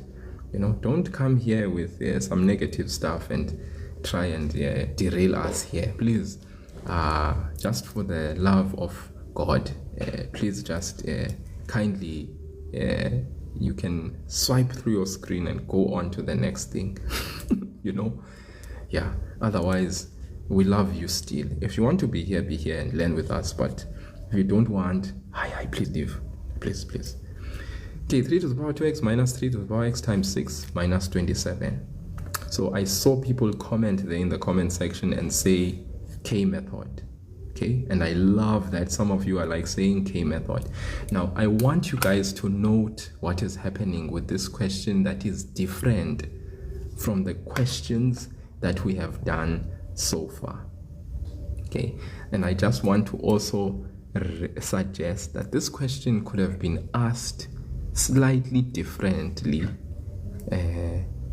Same question, but just one ring of work that has basically been, this is how they would have decided to complicate the question if they had decided to. Okay, this question is the same, exactly the same as this one. Okay, but I want you to note what's happening. You remember from my previous questions we had, from the beginning of the question, you could see for how many terms do you have on the left hand side. I would ask this question almost easily and say, how many terms do we have on the left? Remember guys, what did I say separates terms from each other? The minus and the plus sign separates terms from each other. So how many terms do we have here? We have 1, 2, 3, if you remember, as I had said. Then when we had actually split the terms, I then made you guys realize that there's things that are the same here. Okay, there are things that are the same. There's 2 to the power x, there's 2 to the power x, there's 2 to the power x, and that's for all 3 terms. Okay, and I said the bases that are the same have the same variable exponent. Okay, which is interestingly what we eventually take out as our common factor, which then helps us to then go and solve the equation where we get one answer. Then the previous question before that also had the same flavor. Okay, slightly different, but the same flavor in that you have the base 5 for different terms, because the plus sign separates terms. But what do you notice? Base 5, same variable. Base 5, same variable. So that means there's a common factor that we could take out. Okay, does that make sense, guys? I hope you understand. So there are people that said we could have used the K method here. Okay, yes, definitely you could have, all right, for a linear situation. That's perfectly fine. Let's come here now. Now I want you to observe something. How many terms do we have in this expression on the left hand side? How many terms, guys, do we have? How many terms do you see on the left hand side of the equation? Okay, Samantha says 3. Okay, Samantha, you are 100% spot on, all right? And all those who have answered afterwards and said 3, you guys are 100% spot on. 2, question number 2. Is there something that is common for all 3 terms? And by common, I mean common like what we had seen in the previous question. Same base for all terms, and there's a variable that is the same for all terms. Is that the situation here? Do we have a common base with a common variable that's the same for all 3 terms? Do we have that here? Do we have a situation where we have common variable and common base with common variable for all 3 terms? Okay, so I hope you can see that in this situation, we don't have a common variable for a common term, a common base with a common variable for all terms. We don't have that here. Okay, but what we do have, and this is what we need to notice or realize, is that for the base 3 in our first term and for the base 3 in our second term, okay, we have variables, okay, but the coefficients of each of the variables, and what do I mean by coefficients? I mean the numbers before. Okay, you can see that if you times this x by 2, if you times this x by 2, you will get the 2x here. If you divide this 2x by 2, you get the 1 there. So in other words, for same bases, we are realizing that the variables have coefficients where 1 is 2 times the other, where 1 is 2 times the other, where 1 is 2 times the other, where 1 is 2 times the other, where 1 is 2 times the other. This kind of situation where 1 is 2 times the other, and we can see that the third term is just a constant term. It's a constant term, no variable exponent at all. This then suggests to you that this is a quadratic trinomial.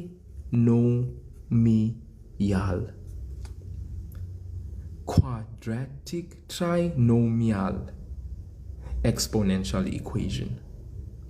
And K method helps. The K method helps.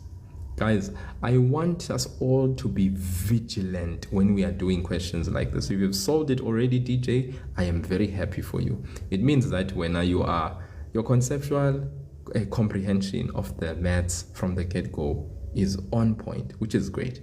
But now I'm speaking to those that are looking at this question and they do not have that perception yet. We want to instill the perception so that when learners look at this question, they are able to, from the get-go, see, okay, this approach in this question that had this situation for all terms cannot be applied here because bases are the same for separate terms. The variable x, it's there, but the coefficient for each, I can see one is 2 times the other. So what does that say to you? This is a quadratic trinomial. So what? Let's apply the K method. It will help us a lot. So let's get out of the woods first. We then rewrite this first term and we say 3 to the power x raised to the power 2. So how many 3 to the power x's? 2 of them. How many 3 to the power x's? 2 of them. Remember, 2 times x can also be expressed as x times 2. And that's what I've done here. Because multiplication, and I said this yesterday, multiplication is commutative. In other words, the order in which we place the 2 and the x does not matter for multiplication. The order doesn't matter. So I write 3 to the power x raised to the power 2 to indicate there are 2 of these 3 to the power x. Okay? Minus. This here is 3 to the power x times 6. The order doesn't matter, but I rewrite this as negative 6 times 3 to the power x. Does it change the situation? Definitely not. Definitely not. But it helps us in our perception of the quadratic trinomial. Then lastly, minus 27 is equal to 0. Guys, we are cooking here, and we are cooking very hard. All right? I don't know what you guys love eating, you know, maybe it's chicken biryani. I don't know, or maybe it's, umnusho, or it's morojo, or maybe it's spahla, kota. I don't know, whatever it is, but we're cooking. And the maths is flowing, it's coming. Then what we do here is we let K be equal to 3 to the power x. Okay, deliberately so, we let k be equal to 3 to the power x. Okay, we let k be equal to 3 to the power x. That goes back now to that idea that I said we can apply here the k method. Okay, we let this small guy be k. Now if 3 to the power x is k, it means here we can write in that bracket k, but it's going to be k what? It's going to be k what? K squared, right? My dear beloved friend here has already indicated what it will be. Okay, Tiani, the tall man, the tallest guy in the world, tall man. Okay, k squared minus 6, 3 to the power x, k minus 27 is equal to 0. Are we together, guys? Okay, this is only happening because of the fact that where one coefficient is 2 times the other for same variables for different terms, then we apply the k method, guys. We apply the k method, but we fix the situation so that k can prevail. We rewrite this 3 to the power 2x as 3 to the power x times 2. Why? Because multiplication is commutative. Minus 6 times 3 to the power x. We rewrite, reorder, because multiplication again is what? Is commutative. The order doesn't really affect. Minus 27 is equal to 0. At this stage, we let k be equal to 3 to the power x. So in the place of 3 to the power x, we write k, followed by what? By squared. Minus what? 6 times what? This here, k minus what? 27 equal to what? 0. Are we still in the house, guys? Or is the kitchen getting hot? It's getting too hot in the kitchen, you know. It's getting too hot in the kitchen. The weather conditions are cold, guys. So the warmth in the kitchen is not the kind of warmth that should make you feel like, it's too much in this kitchen. It is the kind of warmth that is welcome because the weather conditions are cold. Now, what can we do here? I am sure you guys can see. We can factorize most here. We can factorize. So what do? We solve for k nicely. We open the 2 brackets for himself. The minus sign, remember, what does it say? It means we're going to have different signs inside the bracket. Remember, guys, when the negative sign is constant, it means we are going to have different signs in the bracket. And then this minus sign says our highest factor is going to have this negative sign.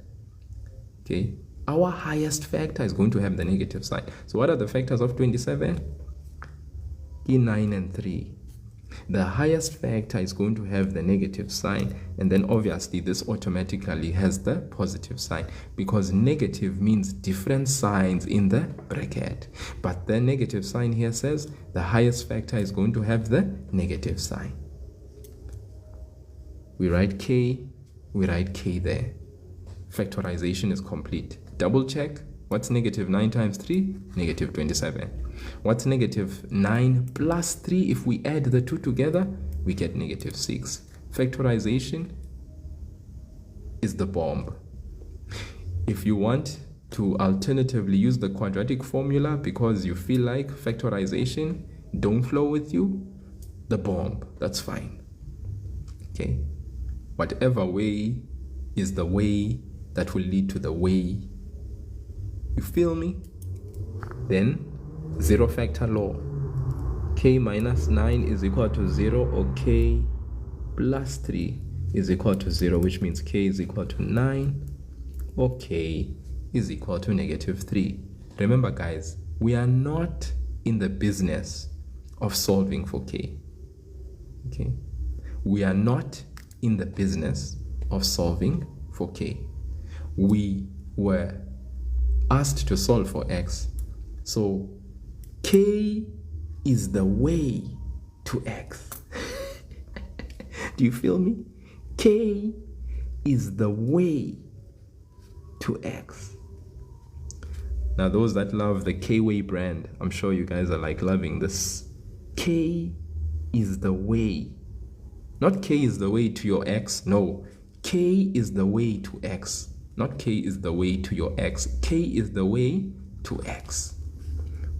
I mean, of course, I'm speaking to high school students here. So high school students shouldn't be having x's anyways. Like academics are, they are too hot in it's too hot in the kitchen with the academics to be caught up in such. So anyways, we come back here. K was waiting.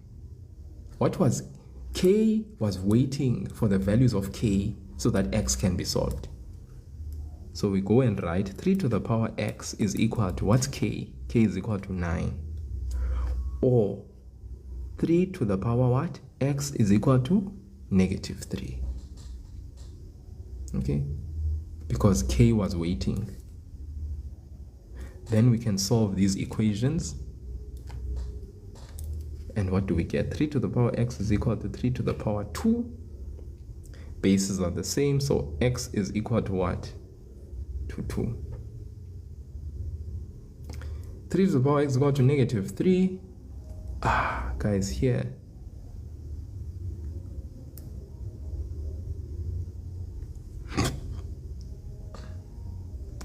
No solution.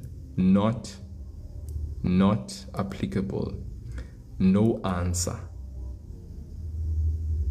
Okay?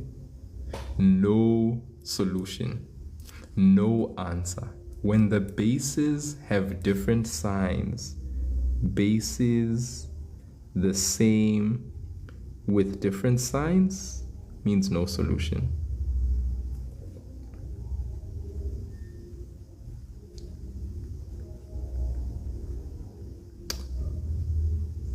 Okay, so that is why I say 3 to the power X cannot be -3. There's no value of X that you could ever substitute in this exponent that will give you -3. That's why we say no solution. You can say here n dot a, no answer, or you can say X has no solution for this equation. Okay, does that make sense, guys?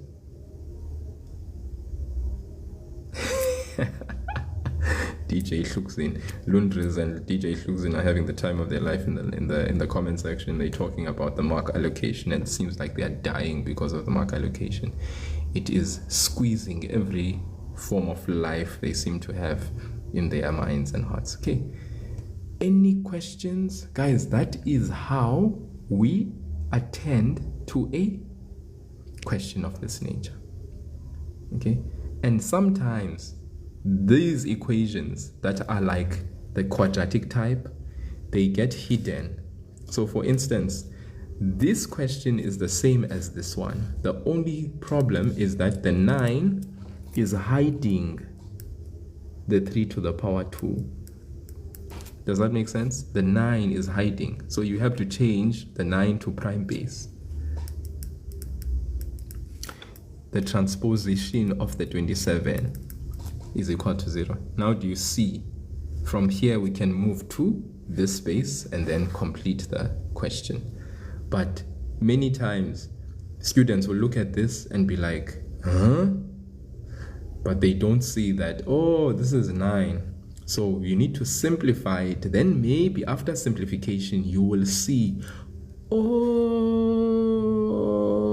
it's that question, the one that is a trinomial type, and therefore I have to use the K method. So let's just be vigilant in the questions that we are doing. Sometimes there's some foundational work we need to do so that we can see what we are familiar with. All right. So I hope you understand that this question is simply, okay, this one. All right. And this is how we work it out, obviously, after we get out of the woulds, then we can actually go ahead and solve it very comfortably and easy. All right. Okay, guys, I think I'm going to hold it right there.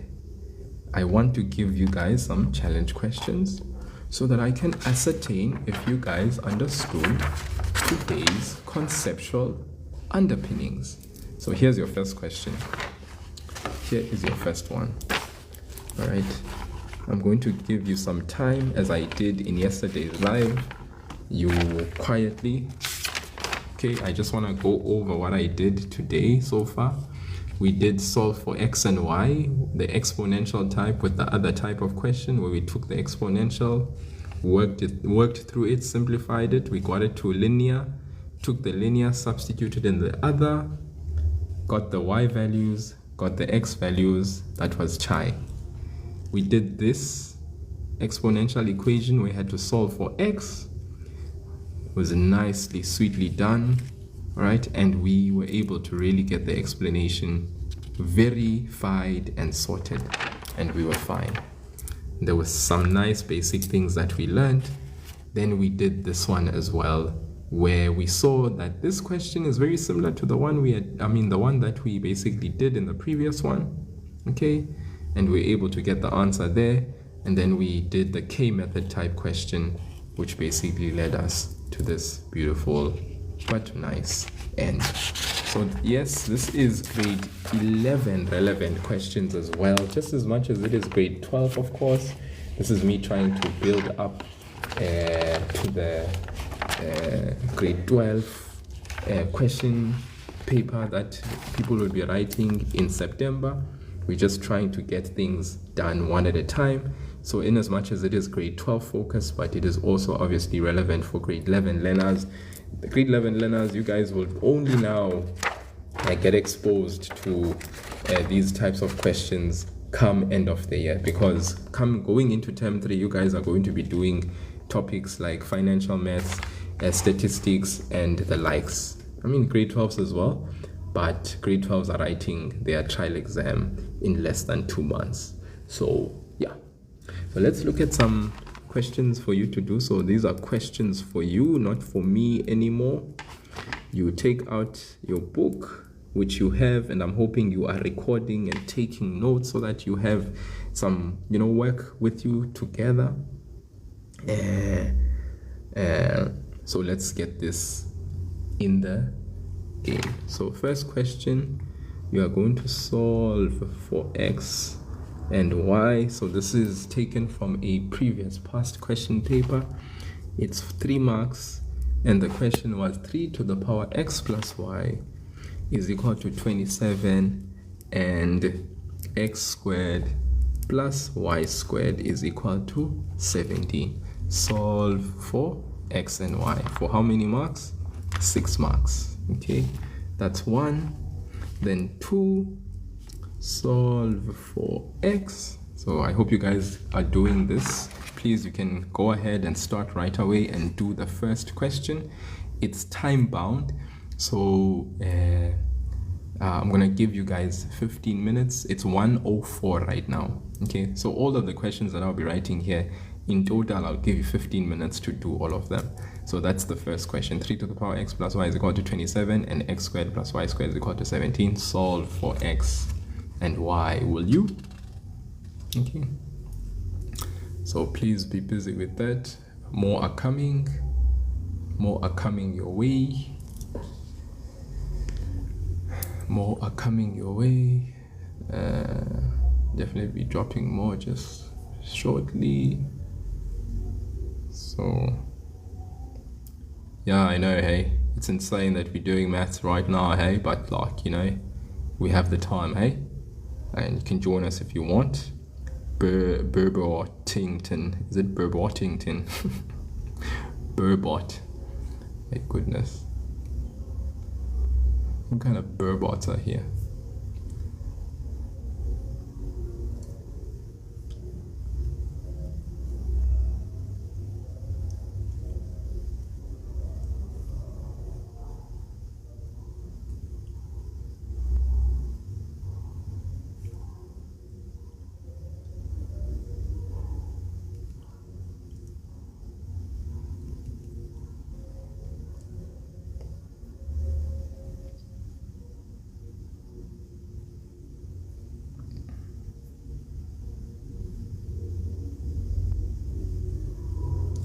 what made me decide to teach maths at 1 a.m. It is the willingness and the heart of those that have the desire to actually achieve above and beyond in these coming exams. All right? Their dedication and passion simply inspires me to do what I'm doing. So that's why I'm here. And you? Why are you awake at this time of the night, harassing me with such questions?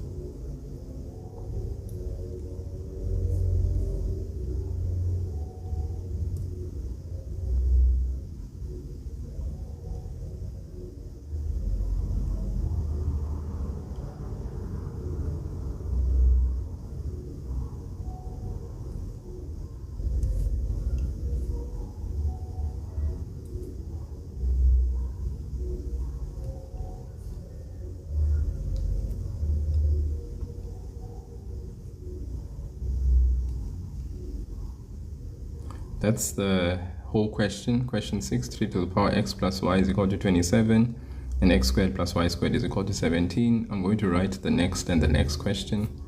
So please don't write the answers in the comment section. It's not the time. The time will come when we'll go over the working of the questions and the accompanying answers. But for now, please, I know some of you want to showcase your maths prowess, but just hold it right there.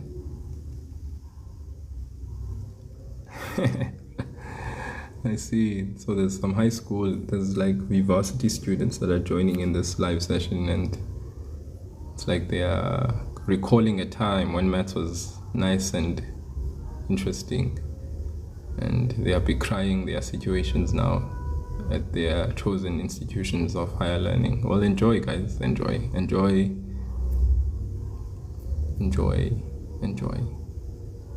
and allow the high schoolers to enjoy.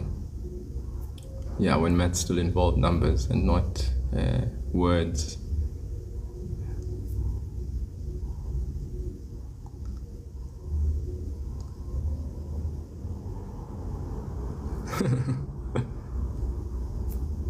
You have no choice.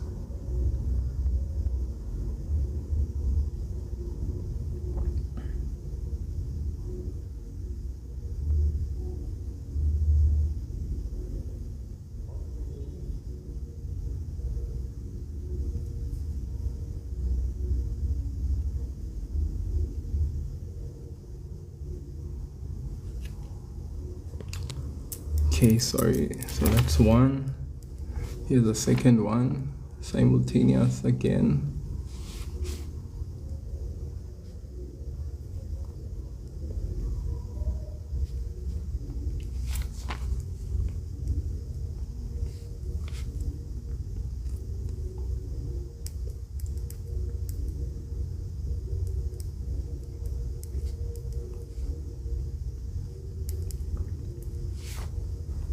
Okay, let's go. Here's another one. It's another simultaneous.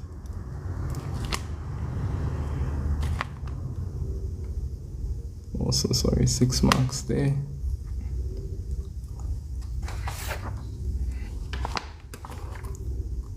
Okay, so that's 3 to the power x times 9 to the power y is equal to 81, and 2 to the power x.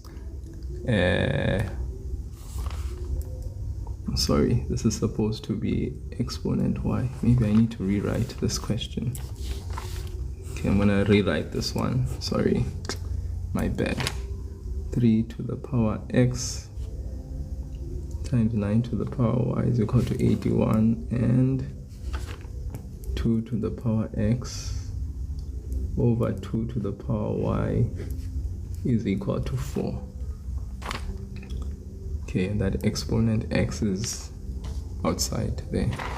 Okay, another 6 marks there.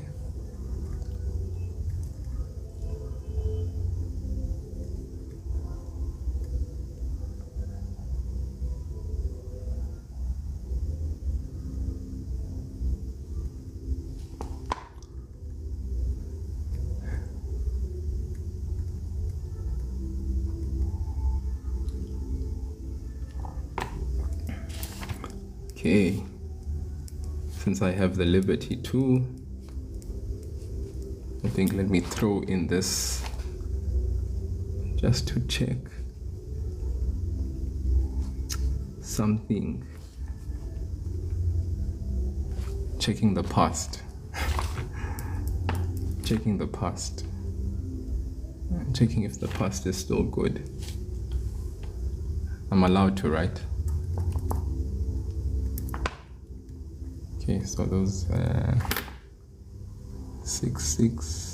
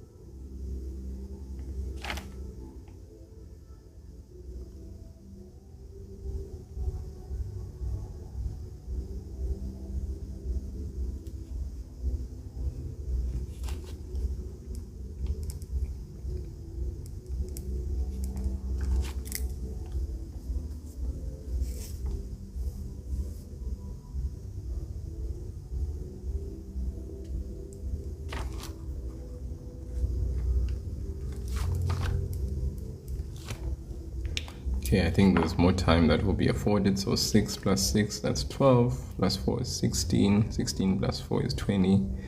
24, 28. All right, I think I'll afford you that time. So yeah, let's get stuck in. So these are all solved for x, every single one of them. Okay, yeah, let's get stuck in, guys. Let's get stuck in. Now let's write one more.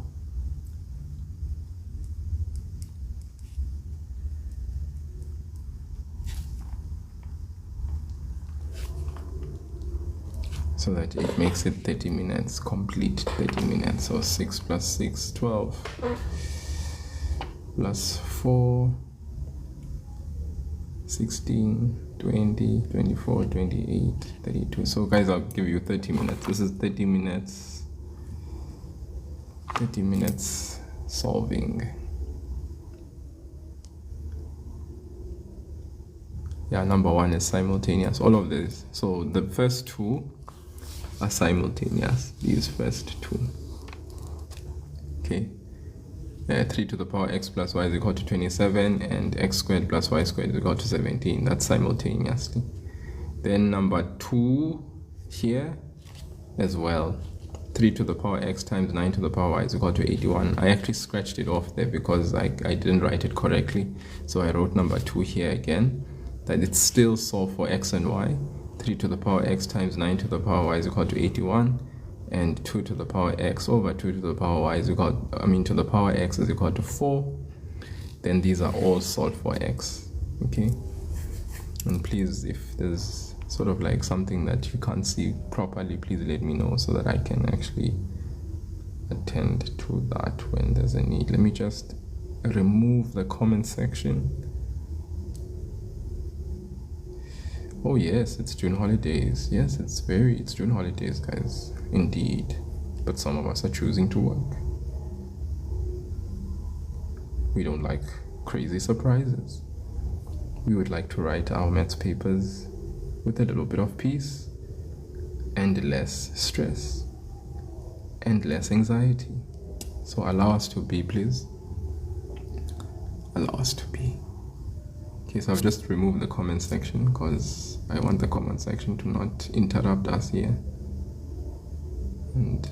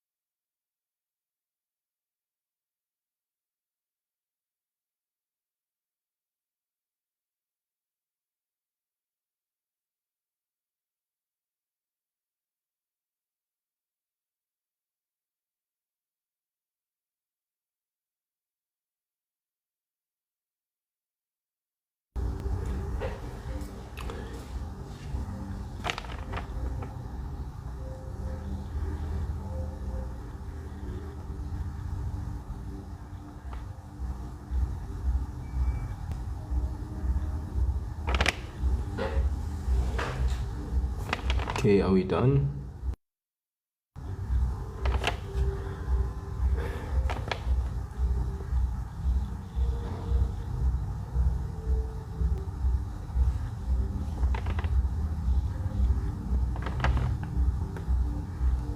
Okay, I've just turned on the comment section a little bit. I know some of you may just be interrupted a little bit because I switched off the comment section, switched on the comment section. Maybe you can't see the other problem. I just want to check anyone who's done with everything. Mahleza is like last question. Okay, last question. Anyone who's like maybe a little bit, still, I don't know, maybe second last question. Any second last question, people? Third last question. Fourth last question. Fourth, third, second, last. Fourth question. Fourth. Number 5. Okay, so that's 2, 3, 4, 5. Okay, someone says number 5. Lindra is number 5. Okay, I'm still gonna give you more time. I just wanted to check. I just wanted to get an idea as to where are people roughly. Okay, you guys still have time. I just wanted to check. So I'm gonna switch off the comment section again so that you guys can finish off. Okay. Let's switch off.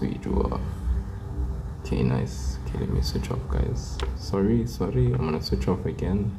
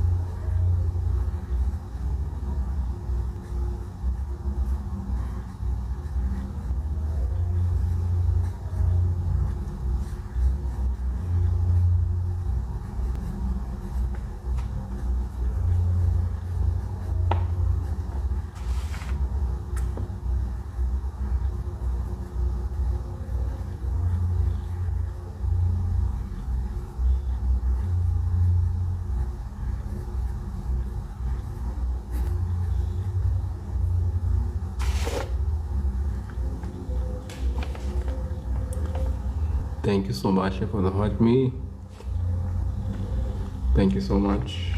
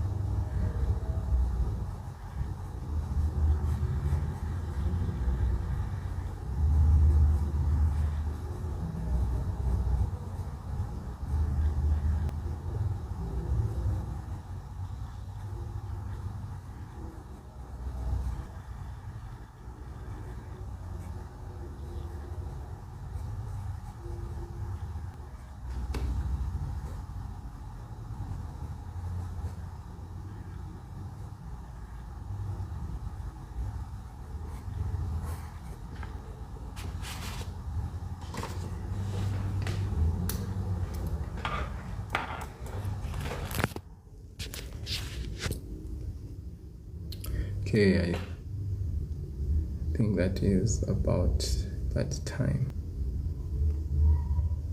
Okay. All right, guys, I think that's it. Can I just get an indication as to how many people? I see that our live audience has decreased. I don't blame you. Of course, it is very late. I understand that some of us are just like Tongoland calling, But let me just say, I really, really have so much respect for those who are still here. Like, yeah, you guys are like troopers, what I call soldiers, what I call overcomers, conquerors. And my question then is to, if you can pull such sacrifices now, why can't this just be the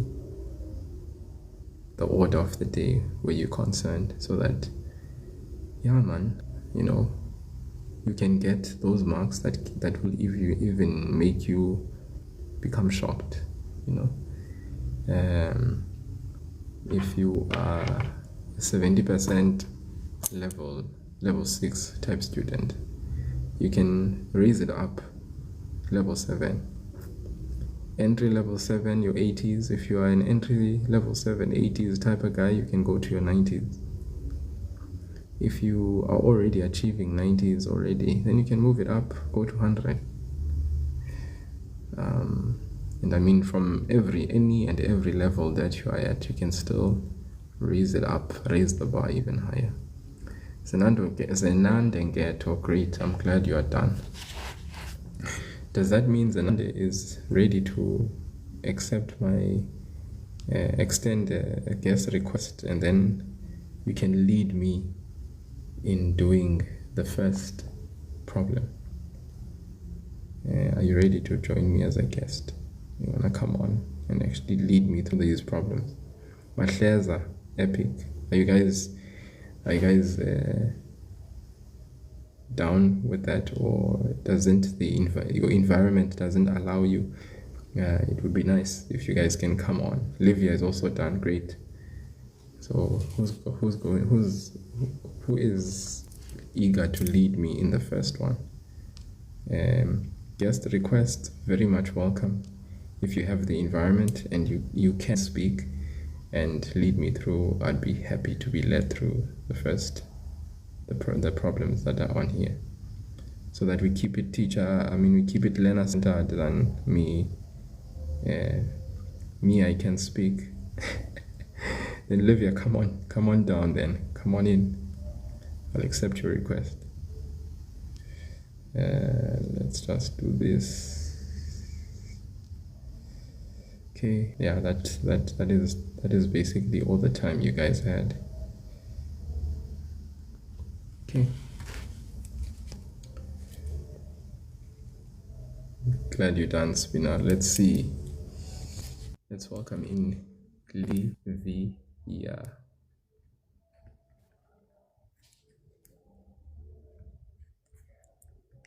Hello. Hi. How are you?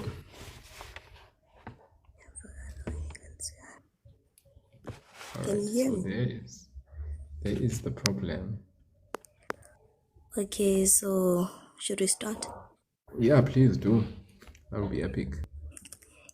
Okay, teacher. Question 1. The first thing I like to do, I like to just layer the questions. There's the first equation and then there's the second one. I like to put them in a sort of list to make things clear for myself. Okay, so that's equation 1. And that's equation 2. The list. Perfect. And then I chose the first one because I found it to be a lot easier to simplify, right? Okay. So 3 to the power x plus y is equal to 27. And then you simplify that 27, you turn it to a 3 to the power 3. Okay. And then you can say x plus y is equal to 3, because when the bases are the same, you can drop the exponents, right? And then x is equal to 3 minus y. I am choosing to make x the subject of the formula. Okay. And then from then, I will substitute this new equation into the second one. So in the place of x, I will put 3 minus 1 minus y. 3 minus y. Yeah, and then you can put that 3 minus y into brackets and then put the exponent 2 on top. Okay. And then plus y to the power 2 is equal to 17. And then instead of bracket open bracket 3 minus y to the power 2, you separate those brackets, right? You say 3 minus y and then you put another bracket, you say 3 minus y. Then plus y squared is equal to 17. And then you simplify that bracket, which is going to be 9 minus 3y minus 3y plus y squared plus y squared is equal to 17. And then 9 minus 6y plus 2y squared is equal to 17.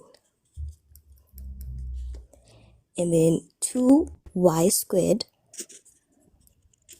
minus 6y minus 8 is equal to 0. Minus 8.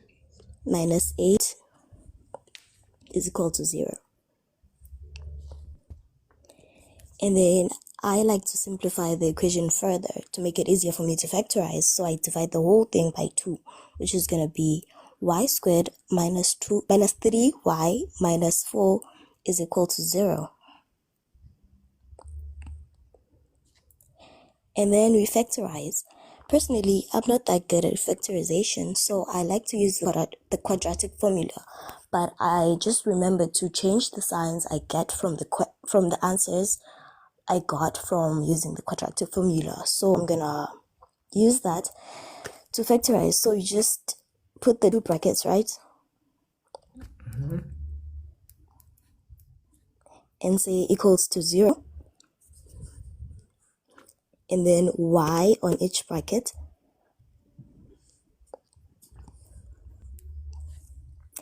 And then I used the quadratic formula and got positive 4, but then I will change that positive 4 into a negative 4. Just do that on the first bracket, negative 4. And then you do the same thing on the other bracket. It's going to be plus 1. And then y is equal to 4 and y is equal to negative 1. Okay, so I got my y's. So I need to solve for x now. And I will use the equation I got from simplifying the 3 to the power x plus y is equal to 27, which is going to be x is equal to 3 minus y. But instead of that y, I will substitute the 4. And then x is going to be negative 1. And then you say or. And then you use the same formula, but then this time you substitute negative 1 in the place of y. No.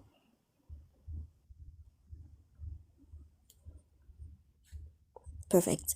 And then x is going to be equal to 4, and that is the end of the question.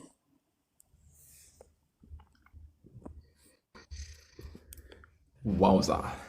Okay, wow. Wowza. Okay. Wowza. All right, I think we definitely need to give you applause there.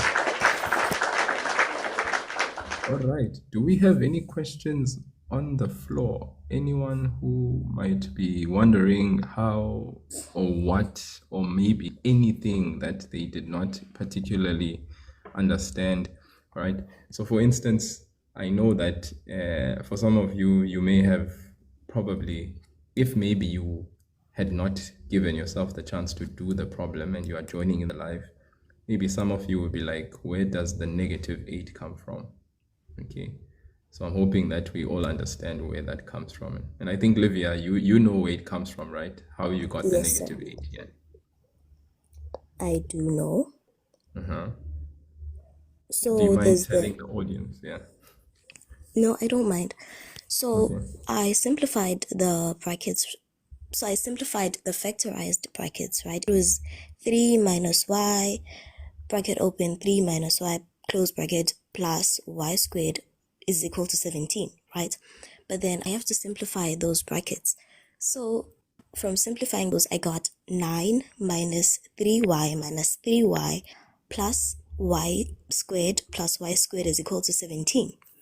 And then I moved on and said 9 minus 6y. I got that 6y from the minus 3y minus 3y. So that resulted to me getting negative 6y. And then I got the 2y squared from the y squared plus y squared, then equal to 17. But then I want to simplify my equation, like for me to be able to factorize. So I transposed the 17. So I took it from the other side and then moved it to the other side of the equation, right? So that resulted in the 17 becoming negative now. So if you can see clearly on the equation, there's the positive 9 there. So if we transpose the if we transpose the 17, it'll turn to a negative 17. So 9 minus 17 will give us negative 8. So that is where I got my negative 8. Epic. Thank you so much. That's pretty much what I thought. Yeah, maybe people may be wondering about. And then, of course, how did you then move from here and get y squared minus 3y minus 4? How did you get y squared minus 3y minus 4? So it was not necessary to do that, but it made the factorization process a lot easier. So I just divided the whole thing by 2 because the y squared had the coefficient of 2. So I could see that the whole equation is divisible by 2. So I then decided to just divide it by 2, and then I got the simple equation. Epic. Yeah, Livia knows her stuff, and I think what's really nice about you getting to the answer is the fact that it seems like when it comes to explaining every step, you do a very good job explaining the steps. Are you really in high school, or are you just in varsity? Just Yes, trying sir. come? I'm in grade 11. You kidding? I'm not kidding. I'm in grade 11. It's just that I taught myself to practice a lot. So when you practice stuff, it's much easier for you to explain to others. So Yeah. just practice. Yo, no, that's epic. That's epic. Thank you for sharing that. And then, like at school, do you perhaps also assist students in, I don't know, in lower grades and stuff? No, actually, I don't do that. Okay. Normally, I didn't really like to practice, so I was just an average student. But then I got to grade 11, and then I realized, oh, it's getting serious. So I should get myself together and just practice. Yeah.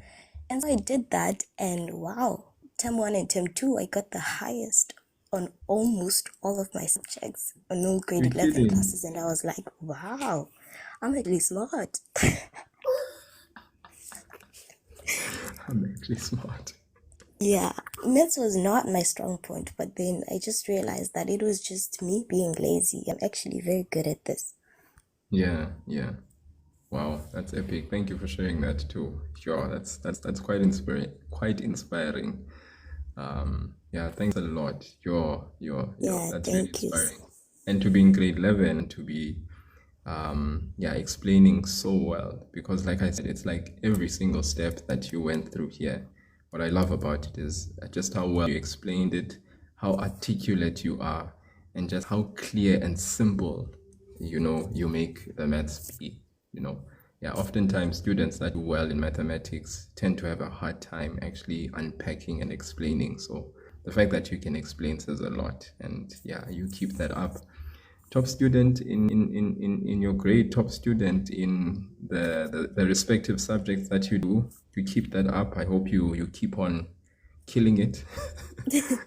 Thank you, sir. Thank you Yeah, very in the much. third and the fourth term. Right. But thank you so much for joining in, and thank you for answering the question and helping us with the first problem.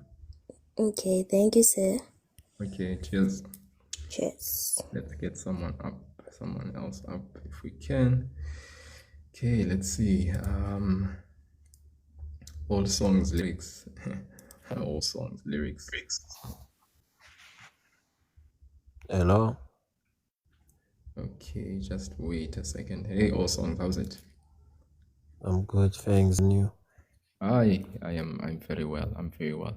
Just hang tight here. I just want to check something out. Samantha says, can you please explain for me? Because I used quadratic and I got 1 and -4. Did you get 1 and -4 for y? You got 1 and -4 for y. I just want to confirm that. Samantha, can you confirm in the comment section you got 1 and -4? So for x, for y, you got 1. Is that what happened? Yes, for y, okay. Yeah, you use the quadratic formula, and I hope, Samantha, when you use the quadratic formula, you did say y is equal to, and then you substituted the a, b, and the c, right? Then it should have actually led you to getting a y value of 4 and a y value of -1, right? Because here, indeed, you have 2y squared minus 6y minus 8. Did you get this standard form? That's another thing. I hope you got this standard form. If you got this standard form, then your answers for y should have been y is equal to 4, y is equal to -1, even when you substitute into the quadratic formula. Because this is obviously how it would look like in the quadratic formula. I just want to write this down here. It would be y is equal to, you'd say negative what? Negative b. That would be negative minus 3 plus minus b squared, which is -3, the whole thing squared, minus 4 into a, the c, which is -4 over 2 times 1. So that gives you negative times the negative is 3. Substituted on my 2y squared minus 6y minus 8. Even if you substitute the 2y squared minus 6y minus 8, it should still give you the same values. Okay, so I don't know. Okay, just wait. So that's 9 plus 16 over 2. So that's 3 plus minus 25 over 2, which is 3 plus minus 5 over 2. And then obviously, if you separate it, you're going to have 3 plus 5 over 2 or 3 minus 5 over 2. Respectively, 3 plus 5, that is going to give you 8 over 2, which is 4. Or you're going to have 3 minus 5, which is -2 over 2, which is -1. So your y values, okay, should give you 4, y is equal to 4, there we have it, and y is equal to -1. Yeah, but the signs are vice versa. What's vice versa?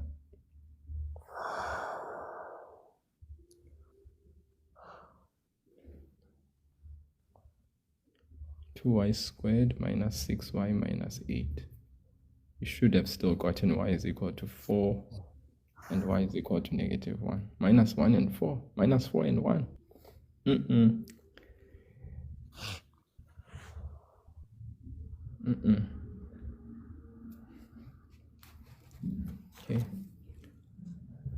Okay, let's do the all songs, just a sec, eh? So let's just check this out. Y is equal to, if you take this formula, this standard form, yeah, let's substitute this. You're gonna say y is equal to minus b. That will be minus. So negative 6 plus minus b squared will be -6, the whole thing squared, minus 4 into a is 2, c is -8 over what? Over 2 into what's a is 2. Okay, so this is the place where you should have gotten at least. Then negative times the negative gives you positive 6. You have 36. Negative 6 squared gives you 36. Now 4 times 2 is 8. 8 times 8 is 64. Over what? Over 4. This 6 plus minus, you have 100 in there. Then 6 plus minus gives you 10 over 4. And then when you solve it further, 6 plus 10 over 4, that's 16 over 4, which 16 divided by 4 gives you 4. So do you see that your first y value is still positive 4? Do you see that, Samantha? I hope you see that. And then if we say 6 minus 10 over 4, we get negative 4 over 4, which also gives us negative 1. So we still get those values that we had spoken about. Okay. Okay, does that make sense? I don't know if notification is trying to spam me, but I'm going to block him. Unfortunately, he's going to get the raw deal. Okay, unfortunately, because I think he is, I don't know, I think he's trying to play games, but I'm not really in the playing game mode. Yes, Samantha, please be careful, okay? Because remember, in the quadratic formula, there's a minus sign that is the negative sign there. So that minus, you substituting a negative sign. So a negative times a negative should give you a positive. So be careful with that. And I can tell you now, Samantha, it's a common error that learners make when it comes to the substitution of the quadratic formula. The assumption from all learners is that, no, the minus sign is already there, so they take it for granted. And then they don't really consider it because they think, oh, the 6 is already negative. And then they like just say negative 6. But remember, the negative times the negative of the 6 that you have substituted gives you a positive 6. So don't ever take that one for granted. Otherwise, we'll be getting stinky answers. At least that's what I call them, stinky answers. Because when you realize, when you get your paper back and it's been marked, you're like, what in the world was I thinking? Okay. No problem, Samantha, and thank you for being vulnerable enough in the comment section and asking, because had you just ignored that and decided, okay, well, the question was explained well, but when you know that you had a situation, then it wouldn't have rolled down too well. Okay, so thank you so much for being vulnerable enough and coming out with that concern. Okay, sorry, there was someone that was saying, please, can you go back to the questions? So here they are. For this person who was saying, please go back, here are questions. You can screenshot the individual that was asking this because I need to do the corrections. Okay, it's 3 minutes past 2. It's quite late.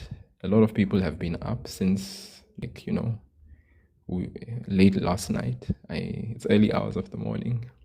I'd like to get people to bed so that they don't blame me for their groggy attitude in the morning. So I hope you got that, the person who was asking. Off topic, do you do these lives often? Yes, I do them at 10:30. I start at 10:30, night time, and then I go into the morning as far as is possible. So let's do the second one. Sorry, I think all sons, all Sheman. I'm sorry, my brother. Me has been keeping you in silent mode.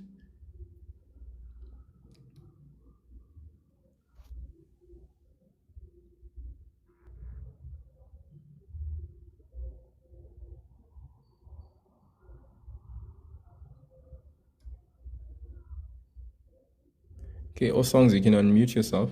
I think you can mute it, right? That's good. Sorry about that, bruh. So let's do the next one. I think the people are ready for the next. And it seems like you are up.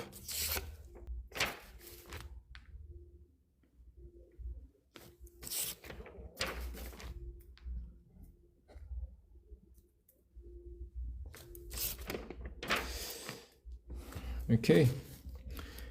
All songs and lyrics, are you Are we in high school? I did my matric in 2022. Did your matric in 2022? So you're just here to flex your muscles here. Yeah, kind of. Let's go, man. Let's flex them. Let's flex them. Hopefully they are still, spunky and lively. Yeah, I can say. All right, let's go, man. Let's go. That's good.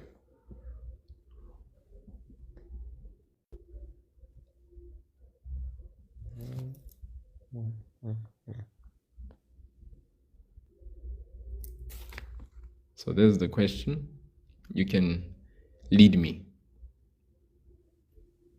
Oh, or I have to write it somewhere, or I just lead right away. Yeah, just lead me, brother. I will write it. I will write everything that needs to be written. Or do you want me to swap with you so that you can come on the main screen and do it? No. I actually this one is hard for me, sir. This one is hard for you. Yeah, this one that has fractions and stuff. It was even hard for me at school, but then. All right. Can I just embrace someone else? I think Usbongo Kuhle is like, he's ready. He is ready. Like he has his ammunition and everything. Like he has his bazooka out. Hello. Yes, Mongo, how's it? I'm fine. How are you, sir? I am very well. I'm very well. Even the better to see you. The question is up on the screen. I think you are ready to fire. Like it's.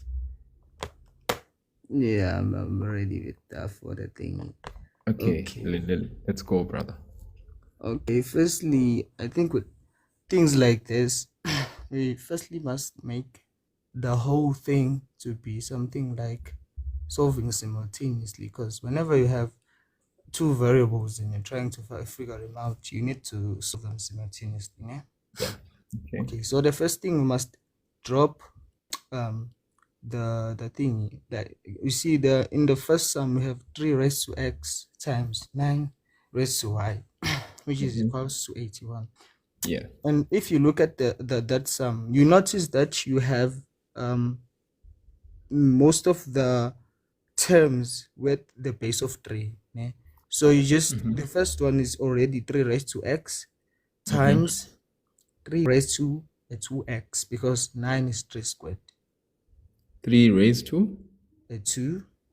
Yes, which is 9. Is okay, 2 times. Then you'll say 2 times y, which is 2y.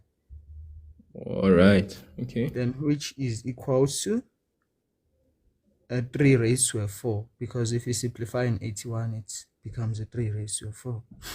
Then when you reach this, the thing you've reached, now you will have your first equation, because whenever you're solving for exponents and you have the same base, you can neglect the base, then you can keep whatever you have. So you'll have an x times a 2y, which is equals to 4. Okay, repeat that again. I will have a what? Okay, you okay. For now, you can say, because because you have you're multiplying you're multiplying two bases, the same bases and the exponent. So you just keep a 3, then you'll add a x plus a 2y. Okay, so 3 to the power x plus 2y. True. Then which is equals to 3 raised to 4. Then after that, now you have your what? You have your equation, which is x plus 2y is equals to 4. Okay, very good. That's the first equation. You can name it equation 1. Okay. Then you go to the second one. Now the second one, it can be a bit tricky if you're not familiar with it. But then firstly, you have I think it's the second rule if I'm not mistaken. But whenever you're dividing two exponents with the same base, you just minus them for everything to be simple. So you can have 2 raised to x minus y. Okay.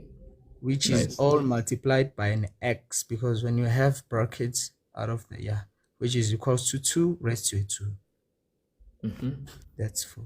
Then whenever you're multiplying a term with an exponent, whatever the exponent that's on the term, you multiply it with that specific variable, so that you'll have a 2 raised to an x times an x, which is x squared minus an x to an y. Okay. Wow. Nice. Then which is equals to 2 raised to 2. Just as we did on the first thingy, we just have an x squared minus xy is equals to 2. Okay. Okay, yeah. We should have. Okay, we shouldn't have multiplied with an x, because now I can see that x is supposed to go to the other thing or what. Yeah. But then you can just say you have the second equation for now. That's your second equation. Okay. Okay. Then what we are going to do, we are going to solve for the first equation. We're going to make it a third equation. So because it's the simplest one, that's what we always do. So x will be equals to 4 minus 2y, which is your third equation. Now you must take that equation, then substitute it in the second equation. Okay.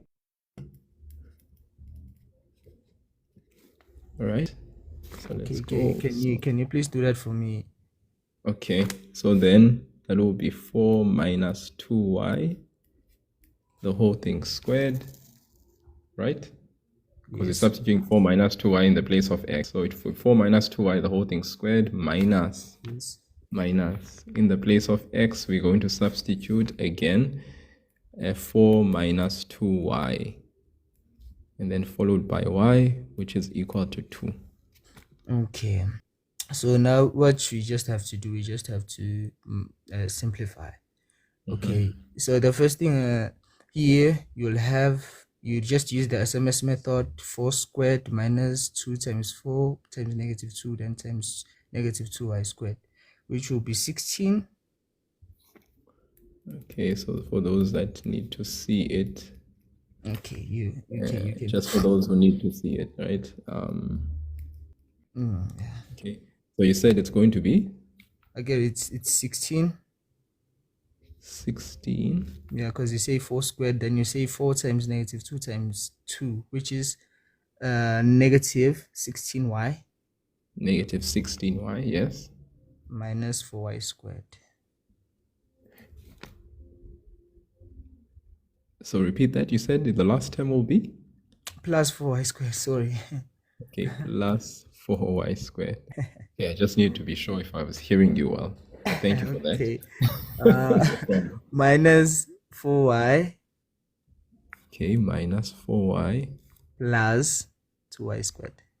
Plus 2y squared. Epic. Okay, equals to 2 for now, because we'll transpose the 2 after everything. Okay. Epic, equal to 2. Yeah, so now we are solving for like terms. I get the 4 and the 2, so it's 6y squared. 6y squared. Okay, then it's negative 20y. Thank you, negative 20y. Then plus 16 for now equals to 2. Plus 16. Do you say minus 2? Do you say equal to 2? Equals to 2 for now. Then we can transpose it now. Yeah, we can transpose the 2 now, so that everything will be in.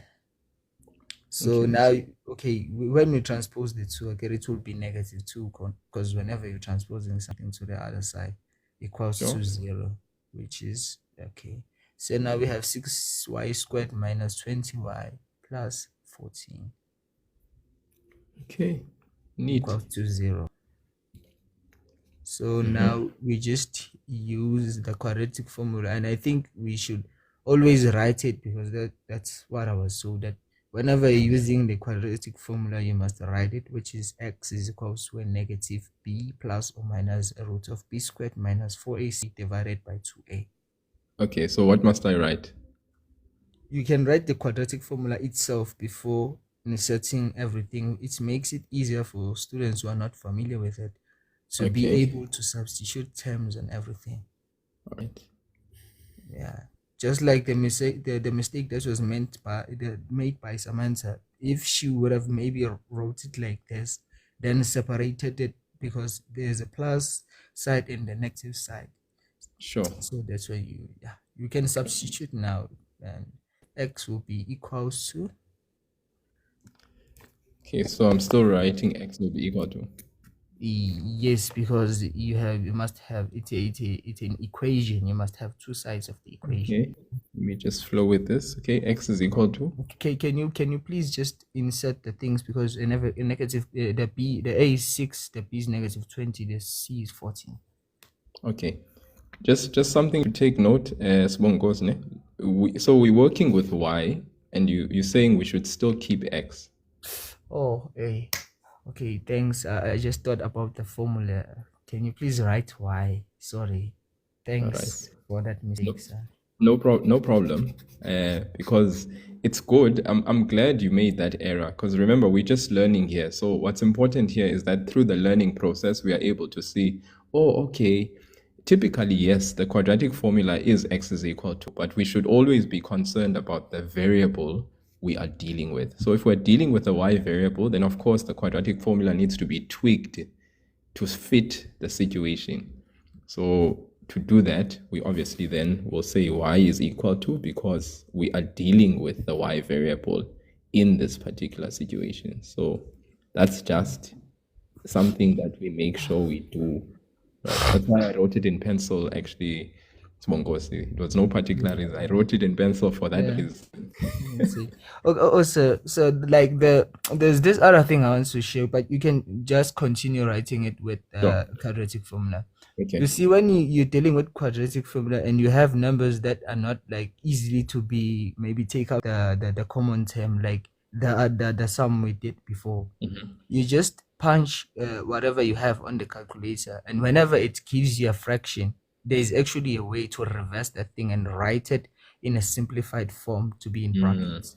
Yeah, sure. So I like that way, but we can proceed with this one. I may share it after we have the answers. Okay. Yes. That's fine. So for now we substitute the negative b, negative into negative 20 plus or minus a root of negative 20 squared into 4 minus 4 into 6, and yeah. Okay, so the first answer is 7/3. Y is 7/3.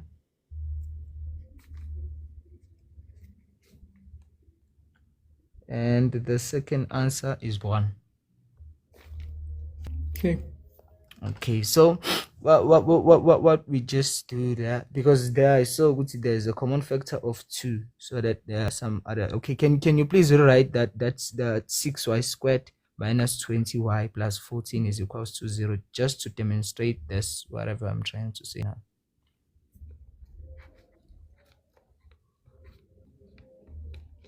Okay, can you please divide the whole equation by 2? Okay, so if I divide the entire equation by 2, that will give me 3y squared minus 10y plus 7 minus 10y plus 7 equals to 0. Is equal to 0. Yeah. Okay, so can you please show me the answers again? There we have it. Okay, so whenever we have something like this, we just cross multiply. We take the 3 to the other side, then that will be 3 times y. It will be 3y minus is equals to 7. Then you transpose the 7 to the other side, which will be 3y minus 7 equals to 0. Now that's your first bracket. So here the other one, the other one, you just transpose the y, because it's positive, it will be negative, equals to 0. That's your second bracket. Then you can just put it under that equation we write over there. Then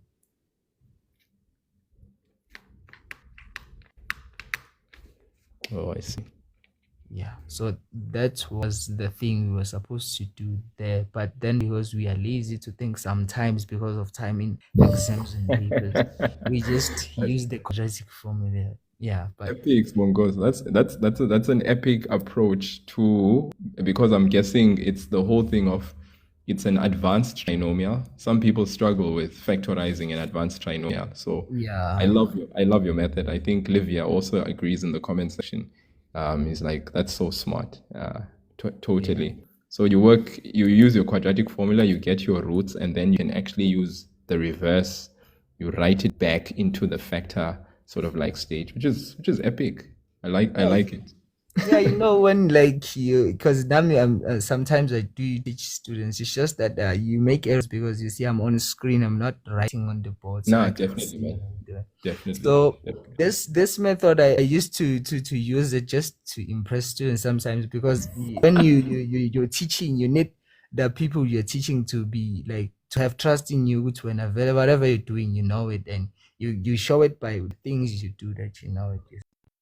This approach, you must not show that you did the quadratic. You just Definitely. punch your Leave on answers. the side. Yeah. I understand. Okay. But our final answer there for y is equal to 7/3 and y is equal to 1. After we get that, let's just move along, because we do want to end this live and get to the other questions.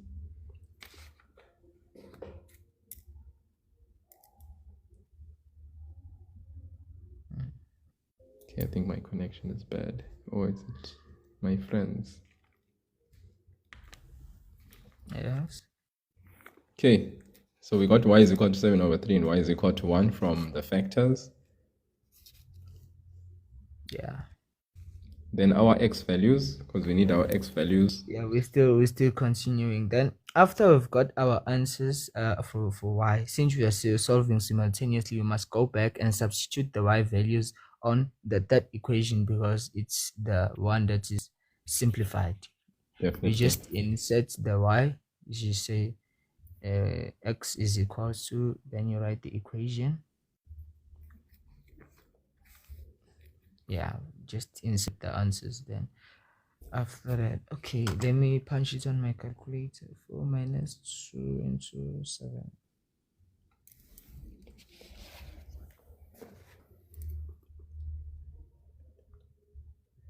Okay, what did I do?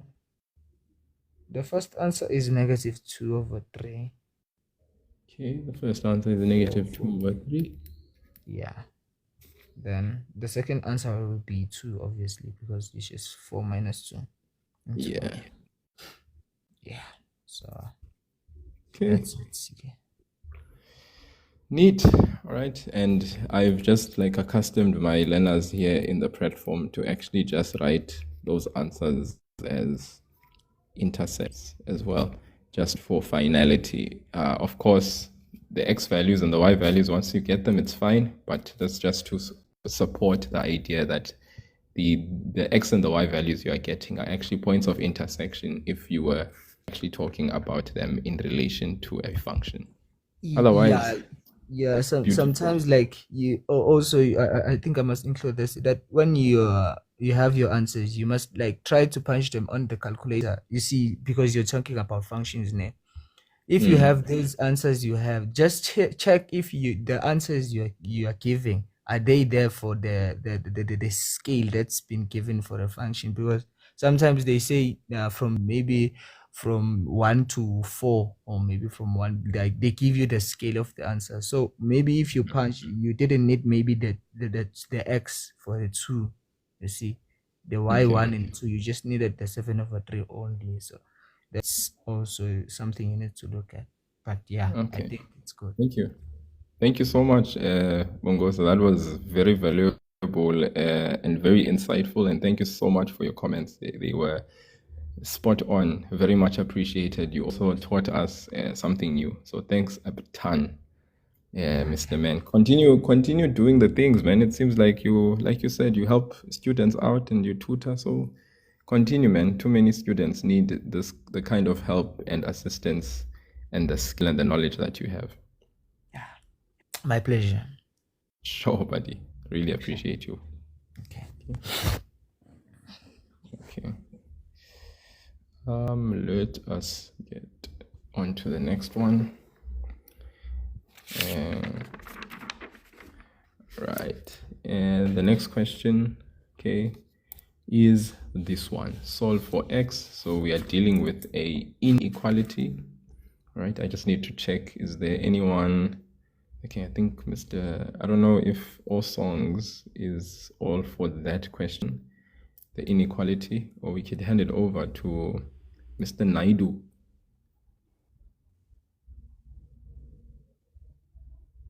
Mr. Naidu? Is it Jacob or is it Jacobus? Okay, I think Jacob is mute. Right, let us. All Songs, are you for the next question? Yeah, I'm up for it. Okay, negative x squared plus 5x plus 6, which is less than 0. Okay, let's go. Oh, so first thing first, you should divide everything by -1. Epic. So when we do that, we get? You get x squared minus 5x minus 6 less than 0.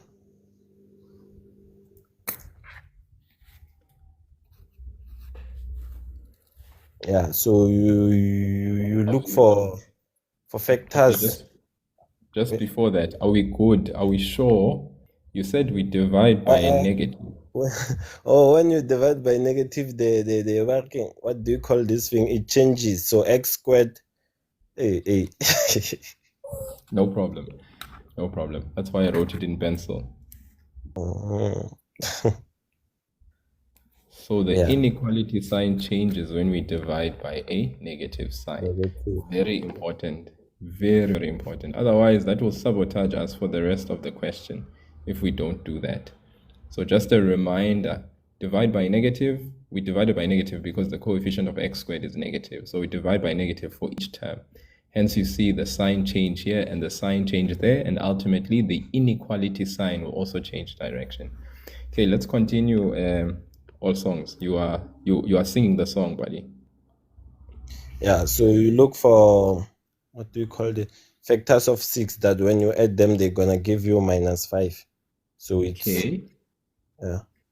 it's 1 times 6. Write it aside, say. Oh, okay, write it aside. I love that. Write it aside. So 1 and 6. And then it's 2 and 3. We have 2 and 3 possibilities. Possibilities that since the small one, the 5 is negative.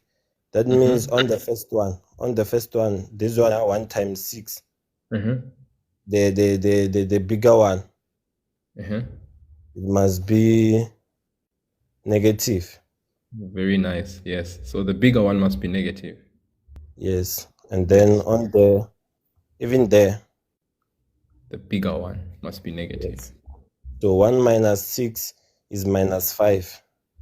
Okay, this one when we add gives us -5 indeed. And then when we add that one, it gives us -1.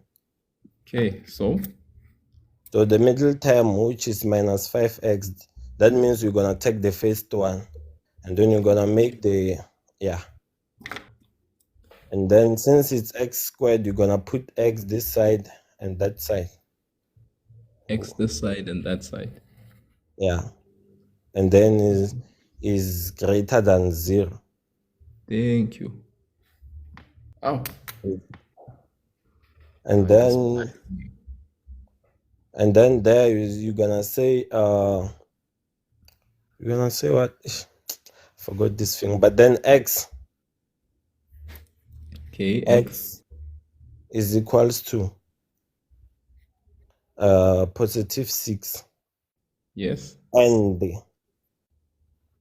and is it or and? It depends. There's something that I was hoping you would indicate as well before you even write this. It says CV, critical value. Thank you. Yeah, CV. yeah, Yeah. Yeah. yeah. Critical values x equals to 6 and Okay. x equals to -1. All right. Then you're gonna write is it the number line or yeah? Okay. So number line.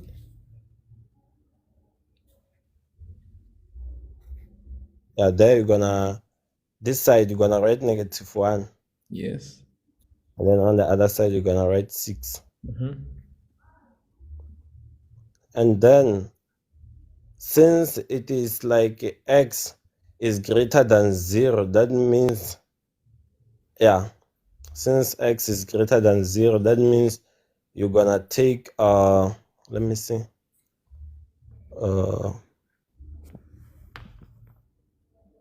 you're gonna take the working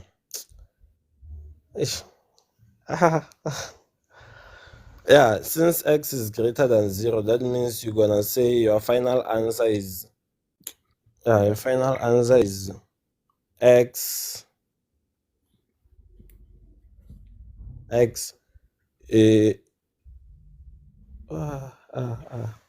say I give up. Have you forgotten this last part? And I'm glad that you are here, and you feel like giving up. The reason is, can I tell you this? Many learners actually give up at this stage.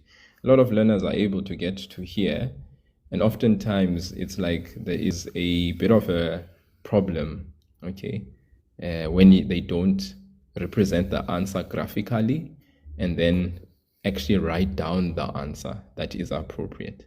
Okay. Pasha, in the comment section, you have to write down the CV. Remember here, these are not the solutions. These are the critical values. So we have to indicate them, all right? And we need to write the CV. Please write the CV so that this makes sense. These are not the solutions. They are the critical values. They are basically points by which we can be able to write our answer because of the inequality sign we have there. So Olivia in the comment section is saying it's a happy graph. Okay, those others that know, they actually sketch the parabola graph, which is concave up, because at this stage here, all right, because we divided by a negative, we actually then are exposed to critical values of a function that is basically having a coefficient of x squared that is positive, so concave up.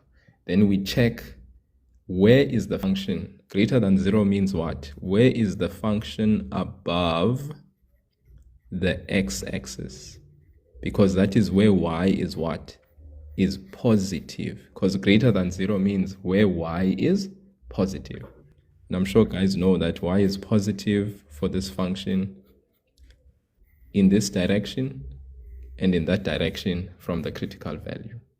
Okay, so that answer then means the following. We say that the values of x where the function is above the x-axis, it's when x is less than -1, or when x is greater than 6. Yeah. So we use our critical values to then be able to what? To write the answer. Okay, because greater than 0 means above the x-axis, and above the x-axis we know it's away from the critical values, because the function is above the x-axis only from here to basically all the way to infinity, negative infinity. Then from here all the way to positive infinity. So if we write it in inequality form, that is the answer. If we write it in interval notation,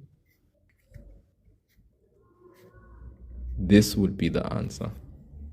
Okay, so some people prefer interval notation as opposed to in inequality form. And let's just be reminded, guys, that the marks, the 2 marks, basically out of the 4 that we get is actually found here. Okay, yes, sometimes it can be 5, but 2 marks just for the answer. So we need to make sure that we are able to, from the interpretation of the function, be able to write down our answer. Okay. All songs, not too shabby, my brother, not too shabby. If you actually have been sort of like not been in doing high school maths for quite a while. I know I mean, anyone forgets, but like it seems like at least you've still got it down, eh? Yeah. Not too shabby, Bob. Not too shabby. Yeah. Yeah. All right. Well, thanks for joining in, brother. I really appreciate you coming in. I hope you enjoy the songs and the lyrics, eh? Are you an artist? Pardon? Are you an artist? No, I'm not. Oh, okay. I just see the name, but all songs, lyrics. I thought maybe hey, you are one of those, you know. Yo, yo, I yo, just a name, yo, I'm son. not an artist. Oh, okay. No, not a problem then. Okay, thanks, man. I really appreciate you coming in. Sure. Thank you. Bye. Sure. Okay, let's get someone else in here. Yo, wow. It's like graveyard shift. Okay. Anyone wants to come on and do the next one? We are here now, guys. Okay, we are slowly but surely. We've got 1, 2, 3, 4 left. When anyone wants to do the next two, you have to do both of them. I need a person who will come on and do 4 and 5, and then we can do 6 and 7. Or do you guys want me to just go through it quickly so that we can get done and I can release you? Because I think we're gonna end at 3 o'clock. At this rate, 3 a.m. is kind of like cutoff time.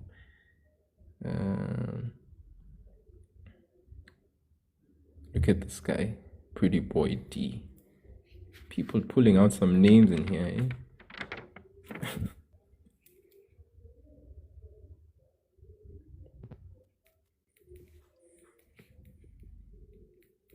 Pretty boy. Yes, sir. Wonder, how pretty are you, man? He very pretty. This guy, this man. What a name. All right. Well, lead me through. Lead me through.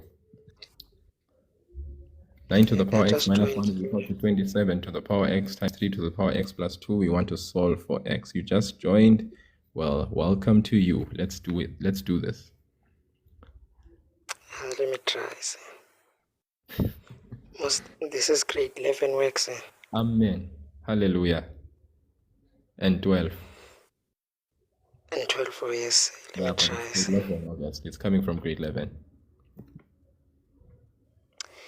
Yes, sir. So, I think, sir, we'll try to make the bases all the same, sir. Okay. Lead me. I'm listening. Yes, sir. We're gonna take that 9 and or just open the brackets. Okay. Opened. Yes. Put a 3 there. Yes. Then put it to the power 3. To the power 3. To the power 2, sir. To the power 2. Okay. Then put a bracket again, sir. Close bracket. Then x minus 1. Done. Then we equal sign, sir. So please try to lead me there, sir, because I get confused there by that multiplication sign, sir, the dot. Yeah, the dot is multiply. It's nothing there too. Yes, So sir. 27? Before I go any further, sir, I want to understand am I allowed to change the bases while I have Yes. that sign, sir? Definitely you can. Okay, sir. Then we're going to put your 3 again, you open your bracket. Okay.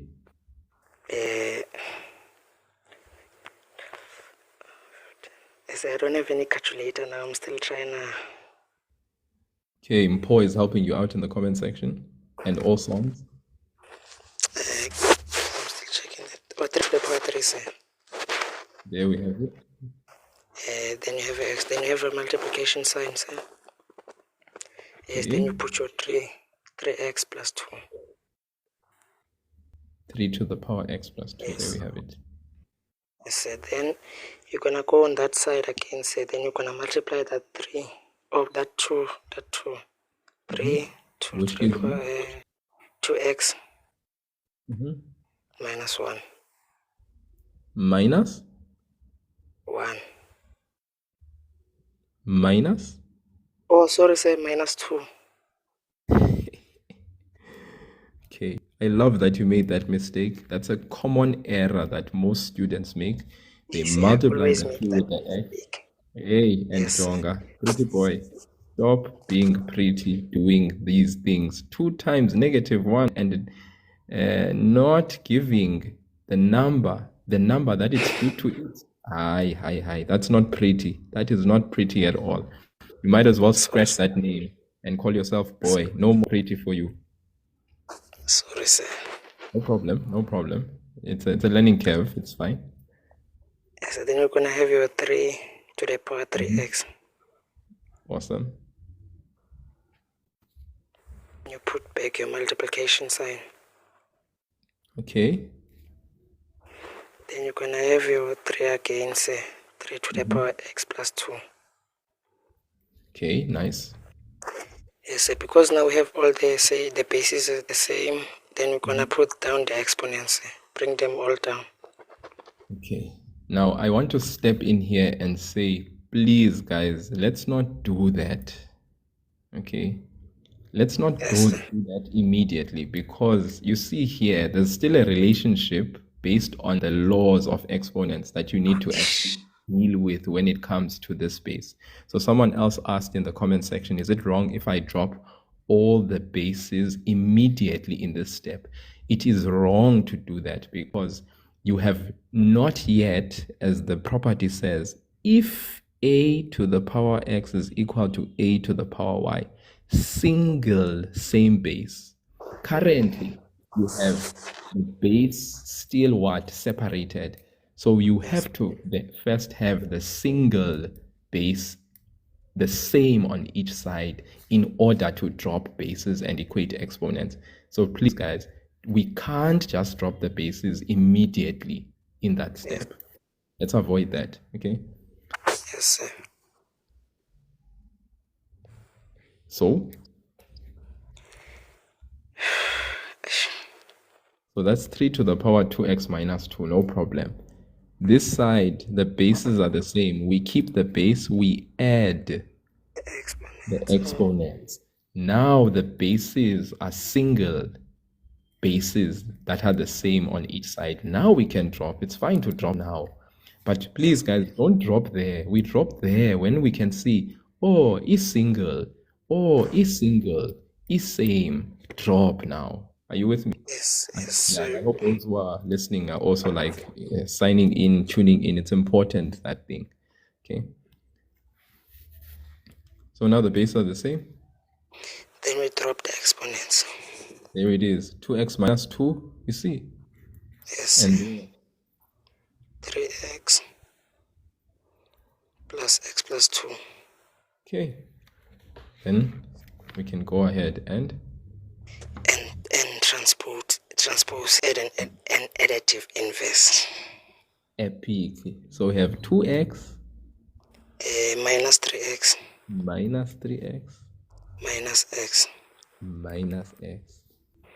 Then we have a positive 2 is equal to, sorry, say, positive 2 plus 2. Thank you, Baba. Thank you. Then 2 minus 3 is minus 1 minus, I think minus 2x very good. Negative 2x. is equal to 4. Epic. Divide by minus 2 to both sides. By both sides by negative 2, because negative 2 is the coefficient of x. Then we have x is equal to minus 2. Epic. This man, this guy.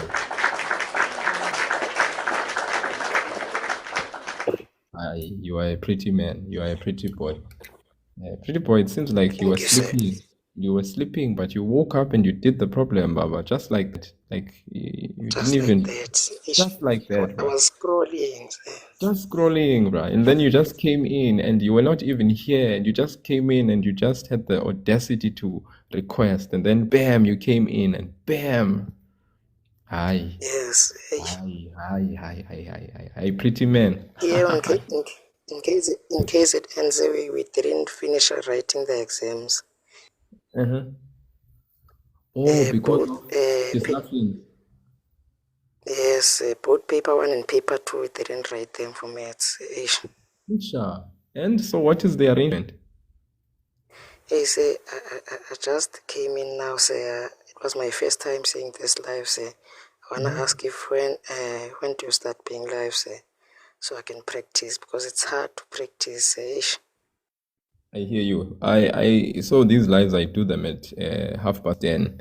I start the live session at 10:30, and then I push here, for as long as we possibly can be here, and then I leave. But I think today I'll be signing out at 3, which is the longest I've ever been in. so we'll be signing out. Yeah. I'll just listen and say, hey. No, pretty boy, you're welcome. You guys can also go to my channel, my YouTube channel. There's some sessions that I've done already. You can check those out and stuff, you see. There's other things that I've done. Paper 1, paper 2 related stuff. Grade 11, more especially, there are things that I did, especially during when you guys were about to write your June exams. There were a lot of sessions I did with grade 11. So there are things that I've posted in the channel, sessions I've done with for different topics. So you can check it out. My link is in the bio. Oh, thank you, sir. I just followed you now, sir. Sure, pretty boy. You a pretty man. Thank you, pretty boy. Thank you, sir. Sure. Okay. All right, let's move on to the next problem there. I think some people are feeling a sense of euphoria. They are remembering the good old days when they used to chow the maths in high school. Lebu Tabo. Yes, sir. How are you, sir? I am well, Tipos, and how are you? I'm good, sir. Why do I sense this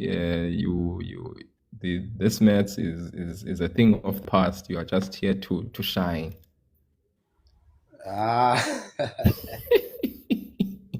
I'm just reminding myself It's funny. Okay, no, it's fine, Tabo. You can please come and remind yourself. Here's the problem. It's solved for X, my leader. Let's get to it. Okay. I think we're gonna do similar things that we've done on the previous problem. So we can, I don't know, we can break the 2 to the power of x plus 2. Break it. So what am I going to write? You can lead me. I'm here to be led. Okay. 2 to the power of x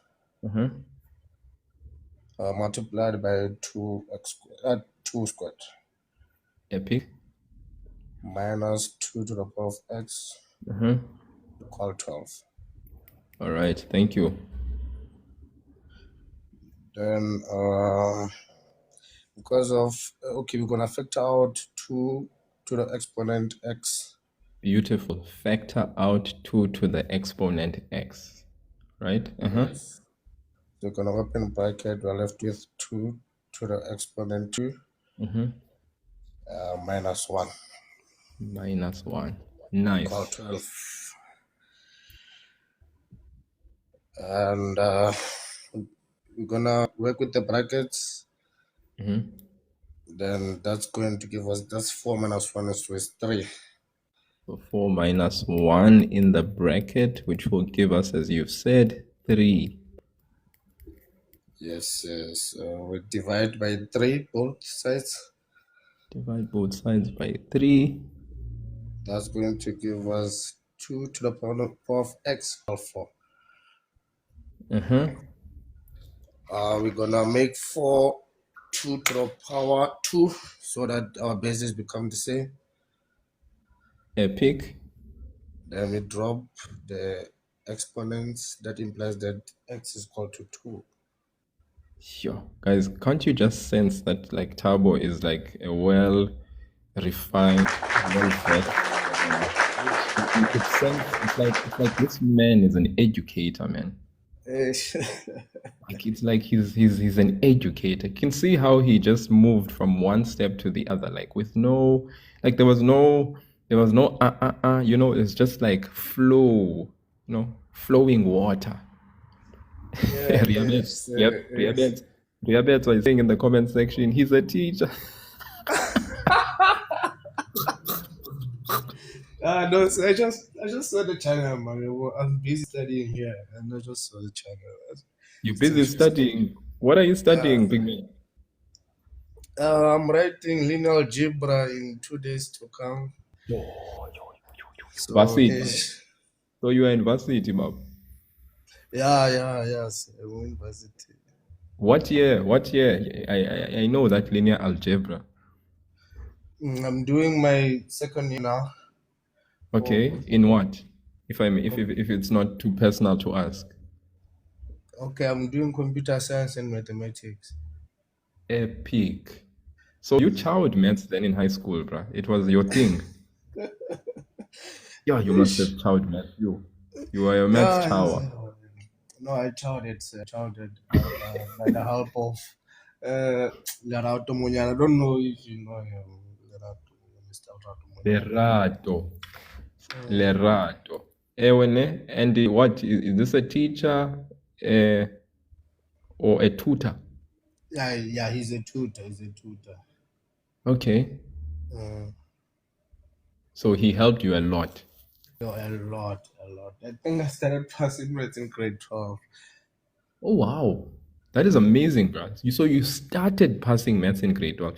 But what do you mean by pass? Because I think people have different interpretations when it comes to started passing maths in grade 12. You know, like grade 10, I think I didn't do well, but you know, I was just below the average, same as grade 11. But Okay. then, because of teachers believed in us, so Yeah. Mr. Lerato Munyani came through, and we did exceptionally well. Ewene. Mm. Hey. Lerato you said Munyani. Munyani, yes. It's from the Val. Oh, okay. Val area. Mm. Wow. So big up to Mr. Lerato Munyan. I don't know maybe if there are people that are actually blessed to be under his mentorship and teaching. Zuite Kalanga is asking you a question. How do you get better?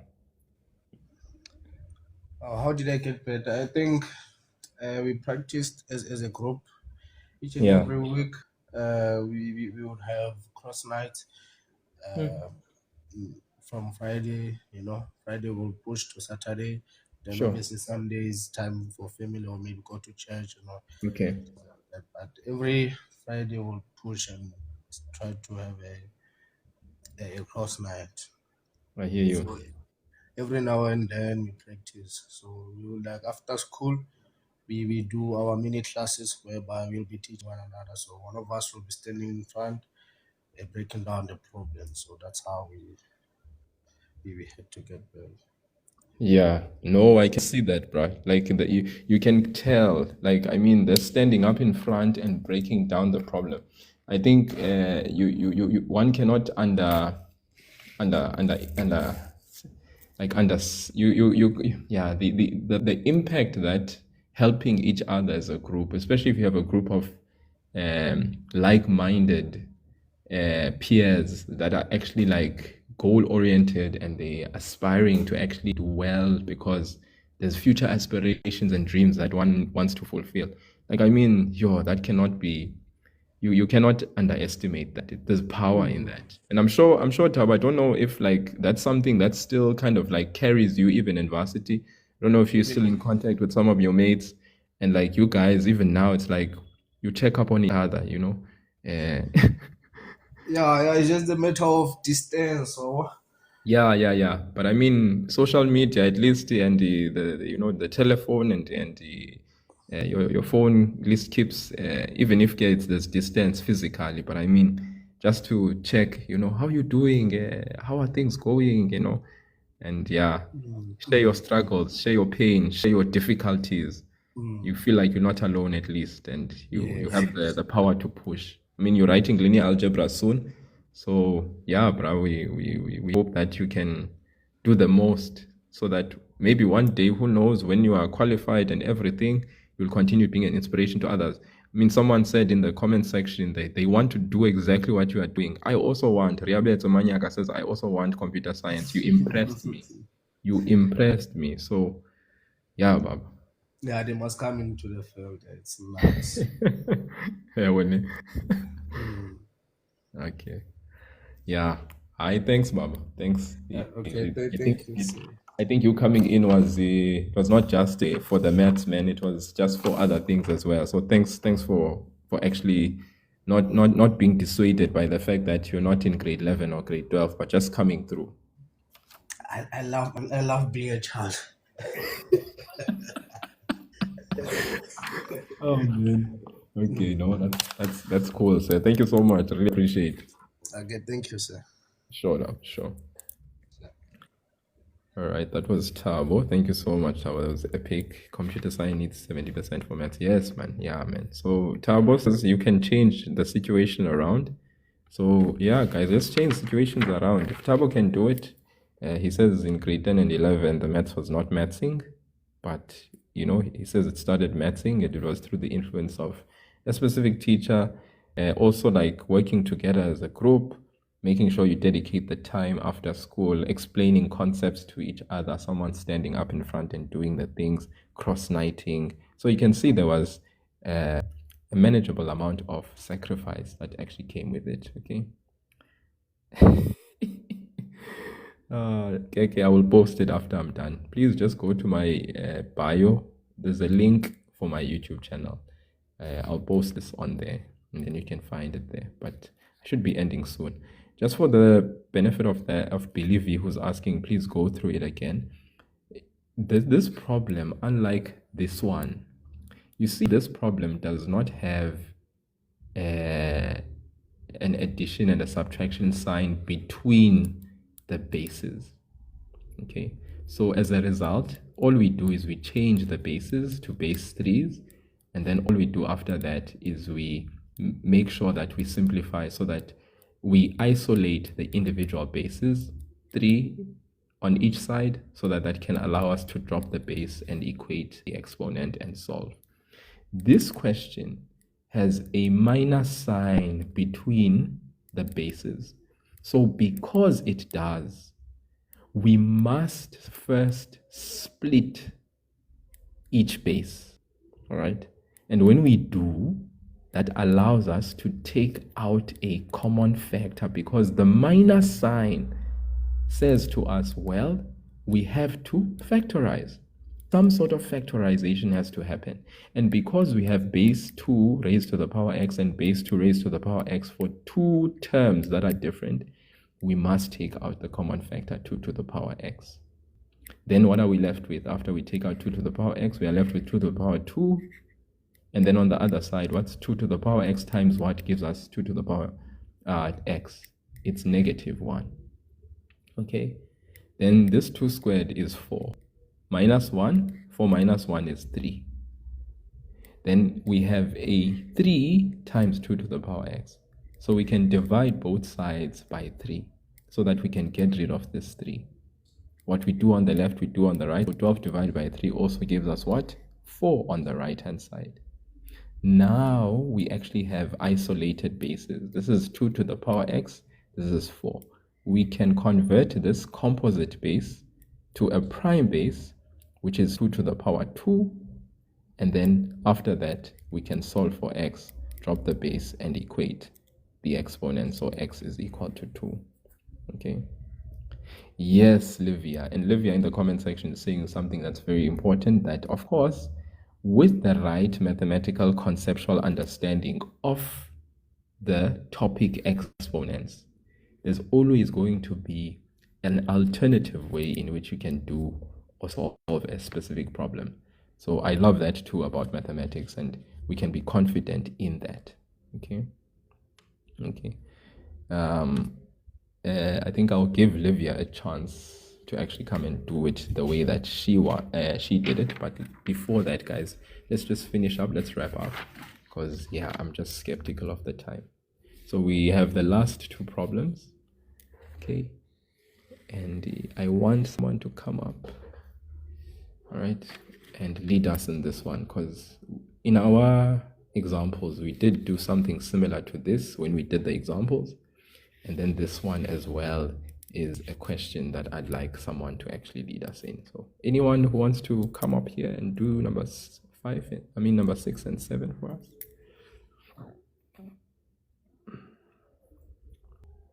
Anyone? Sbuda, come on. Come on, Baba, come. You can come. If you are raising that hand, come through. Sbuda. You can even see that name is suggesting that this is a Buddha, because it's Buddha, you know, the main guy.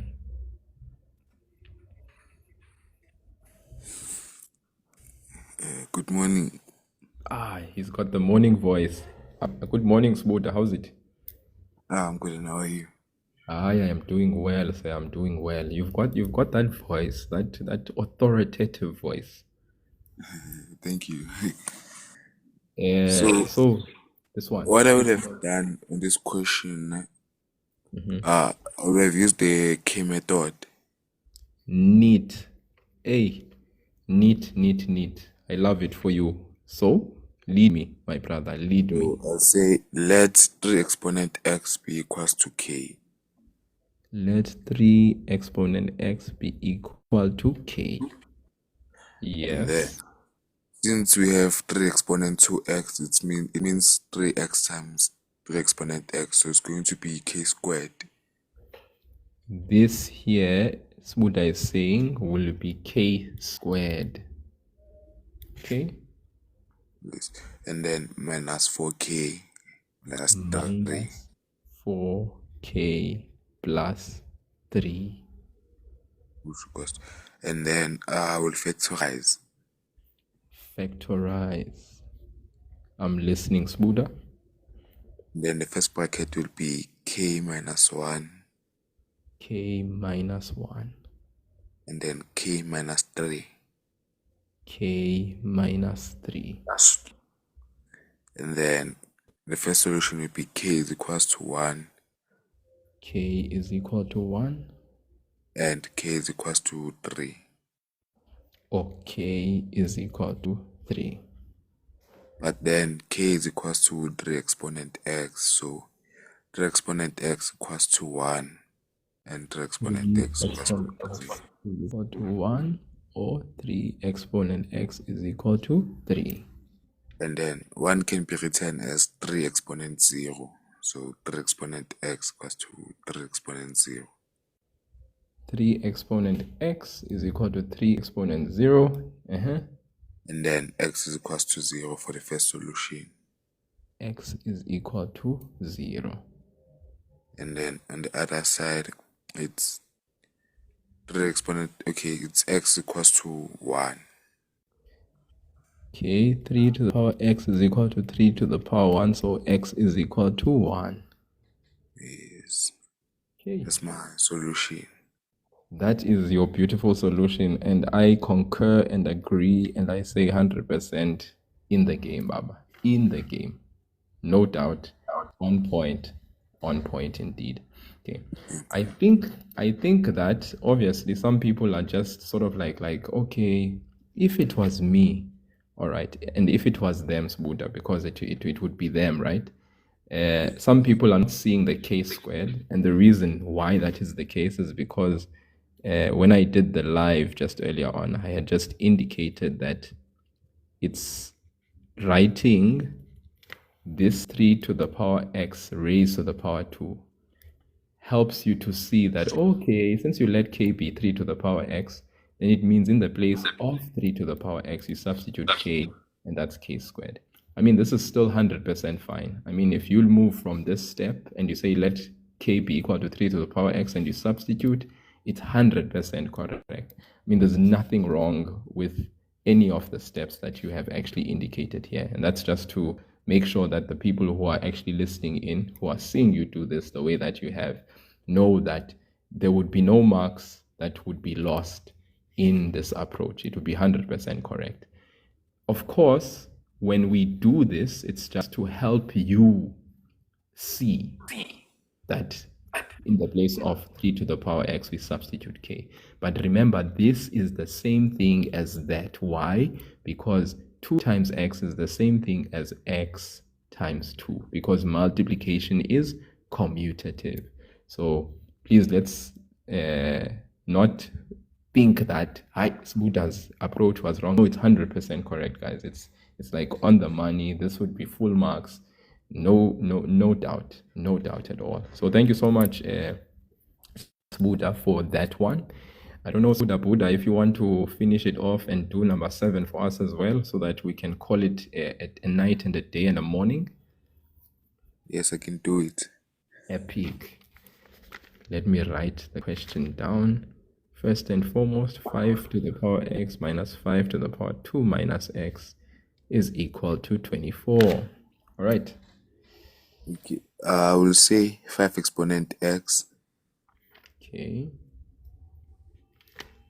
Minus 5 squared over 5 exponent x.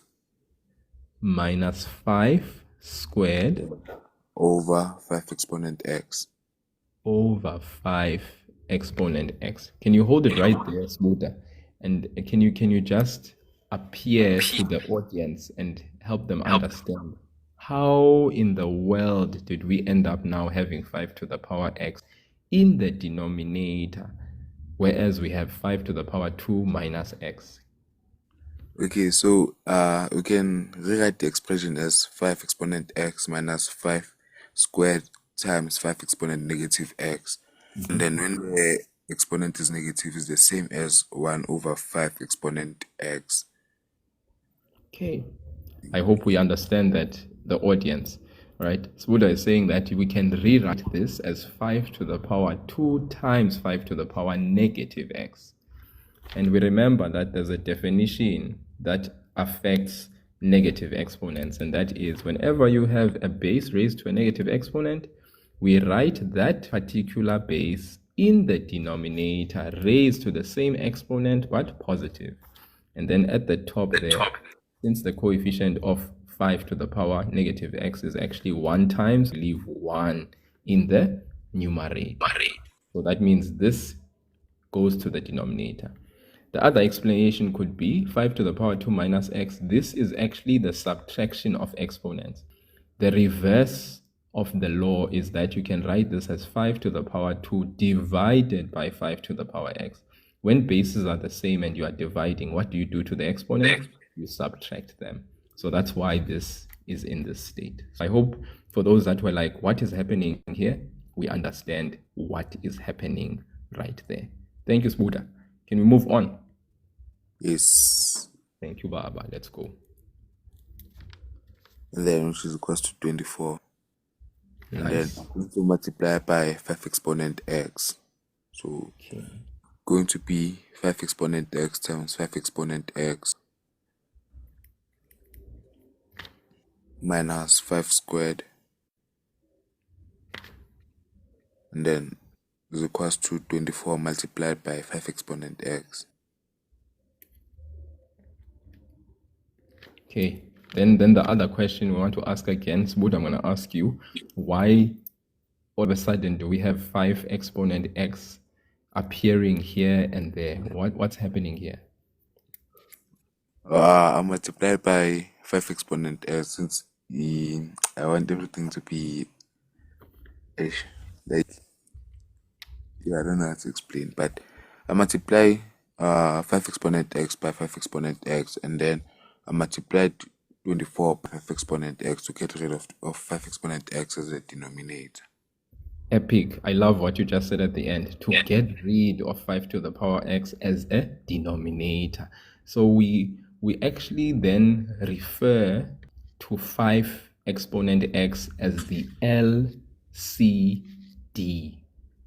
And as the LCD, we then multiply by the LCD, which is 5 to the power x, because it's the only denominator that's there, which makes this equation a fraction. We multiply by it. We multiply each term by the LCD. Why? So that we can get rid of 5 to the power x in the denominator. All right. And also retain the integrity of the equation. so that it does not lose the value that it initially had. Okay. So thank you so much, Sbuda. Alright. So now I can say let 5 exponent x be equals to k. Okay. We want to let 5 exponent x be equal to k. Okay, which is no And problem. then yeah, and then 5 exponent x times 5 exponent x is the same as k times k, So it's like k which is times k minus 25 minus 25, equals to 24k. 24k. Imagine if you had that much money in the bank, Sbuda. To spend tomorrow. It's weekend, Bob. Yo. And then and then I'll have k squared minus 24k minus 25. Right, you can see that as Buddha transposed the 24, negative 24k, and then the minus 25 is already there equal to 0. Yes. And then I'll factorize. Okay, let's do that.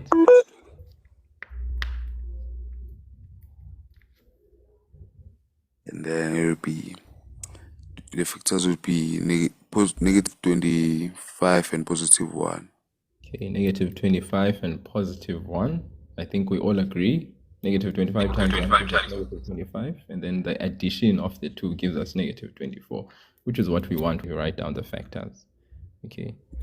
And then k is equals to 25, or k is equals to negative 1.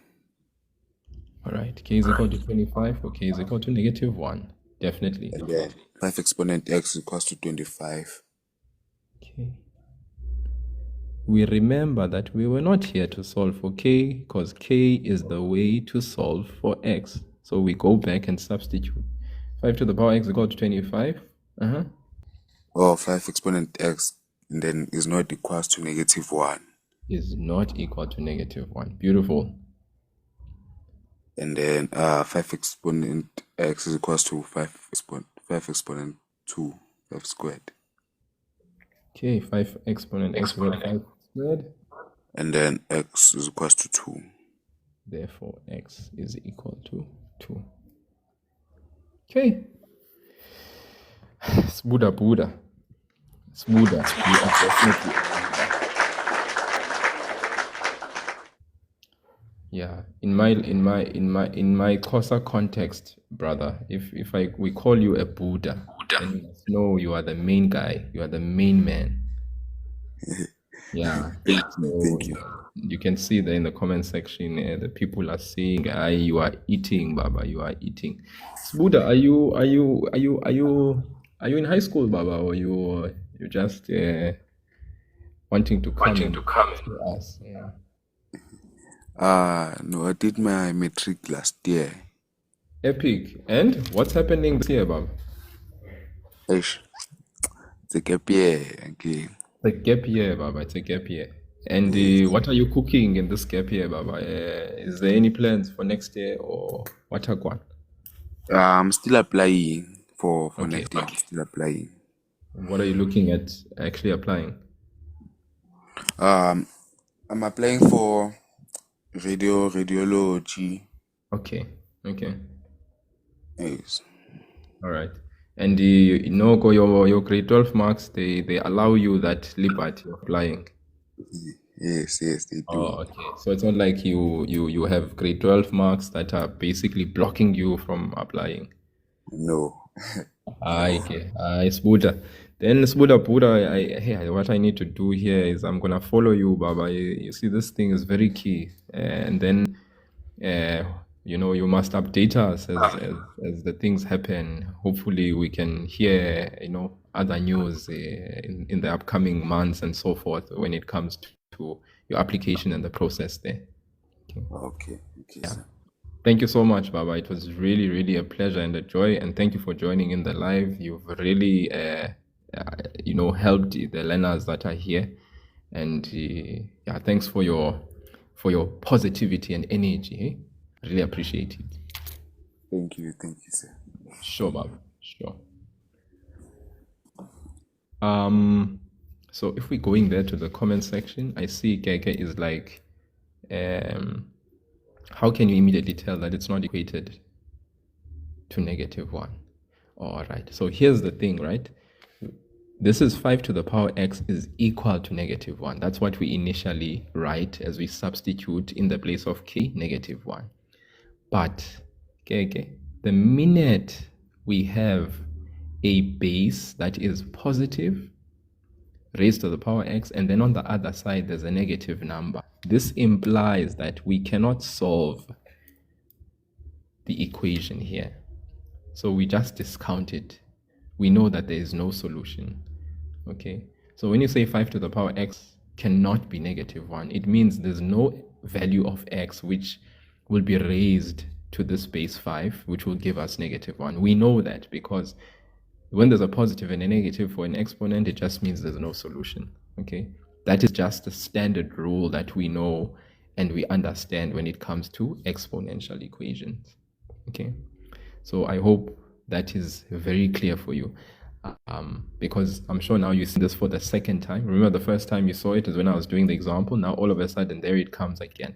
So yeah, that's the beauty of doing these live sessions, and that is, I want you guys to be able to see the patterns, right? We're doing certain questions and you can see that certain questions are done in this specific and particular way, right? So once you understand and you can perceive, oh, this is how things are done, then my hope is that you can just go and practice and practice and practice and get it into your system so that it becomes second nature.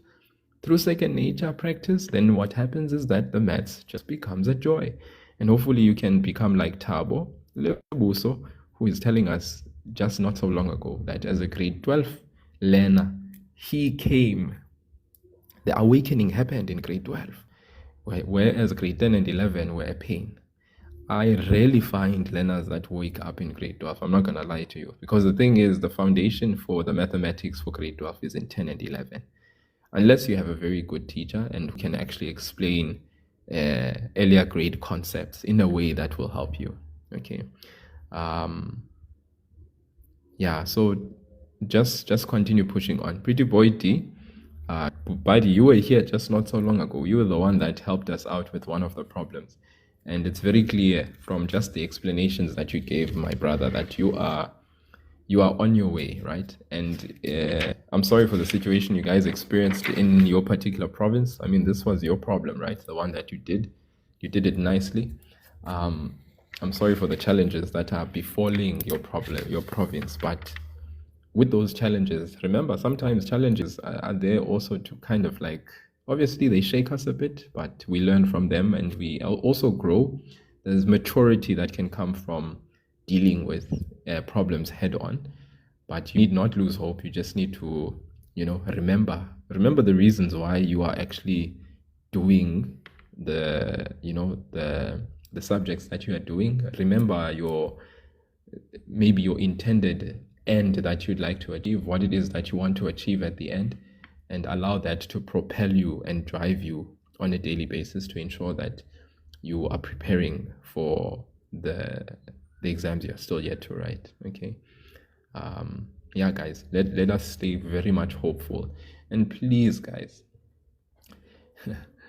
when all is said and done, I fortunately or unfortunately am someone that is someone that believes in God, like absolutely and completely. So my hope and my faith and everything is placed on Him and what I do, obviously. So what I would then hope is that even in the midst of some of the struggles, the trials, the challenges that you are facing, some of you I know are here because you see the maths performance being a glimmer of hope in turning around a academic situation that maybe was messed up because in the past it was, and that will give you access, right? Access to better choices.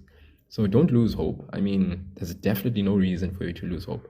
What you should do is you actually should ensure that you put everything in the line. So some of you, for instance, have been here with me for like a good 3 hours straight, and literally it's morning, and you've been here, and that's a good sign.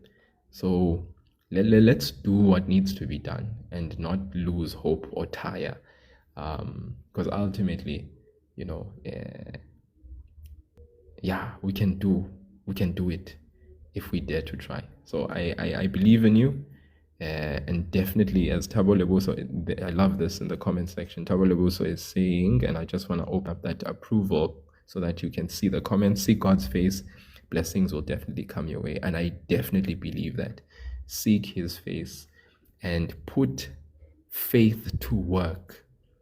Pray as if everything depends on God, but when you do, you must believe that he gives you the grace to be able to do everything in your power and do everything that he can empower you to do. So you pray as if everything depends on God when you are in your prayer closet. But then when you do as if there's no one that can actually save you in that situation. You do, and you apply and put yourself, you put in the effort as if no one can actually be there to save you. And you see what God does in and through you, you know. So believe, like honestly believe, but put in the work. Faith without works is dead, being alone. So thank you so much, guys, for joining in today. I'll see you again tomorrow. I'll be here at 10:30. I'll have the live session again. It was really good. The session, I think, was really wholesome. I hope you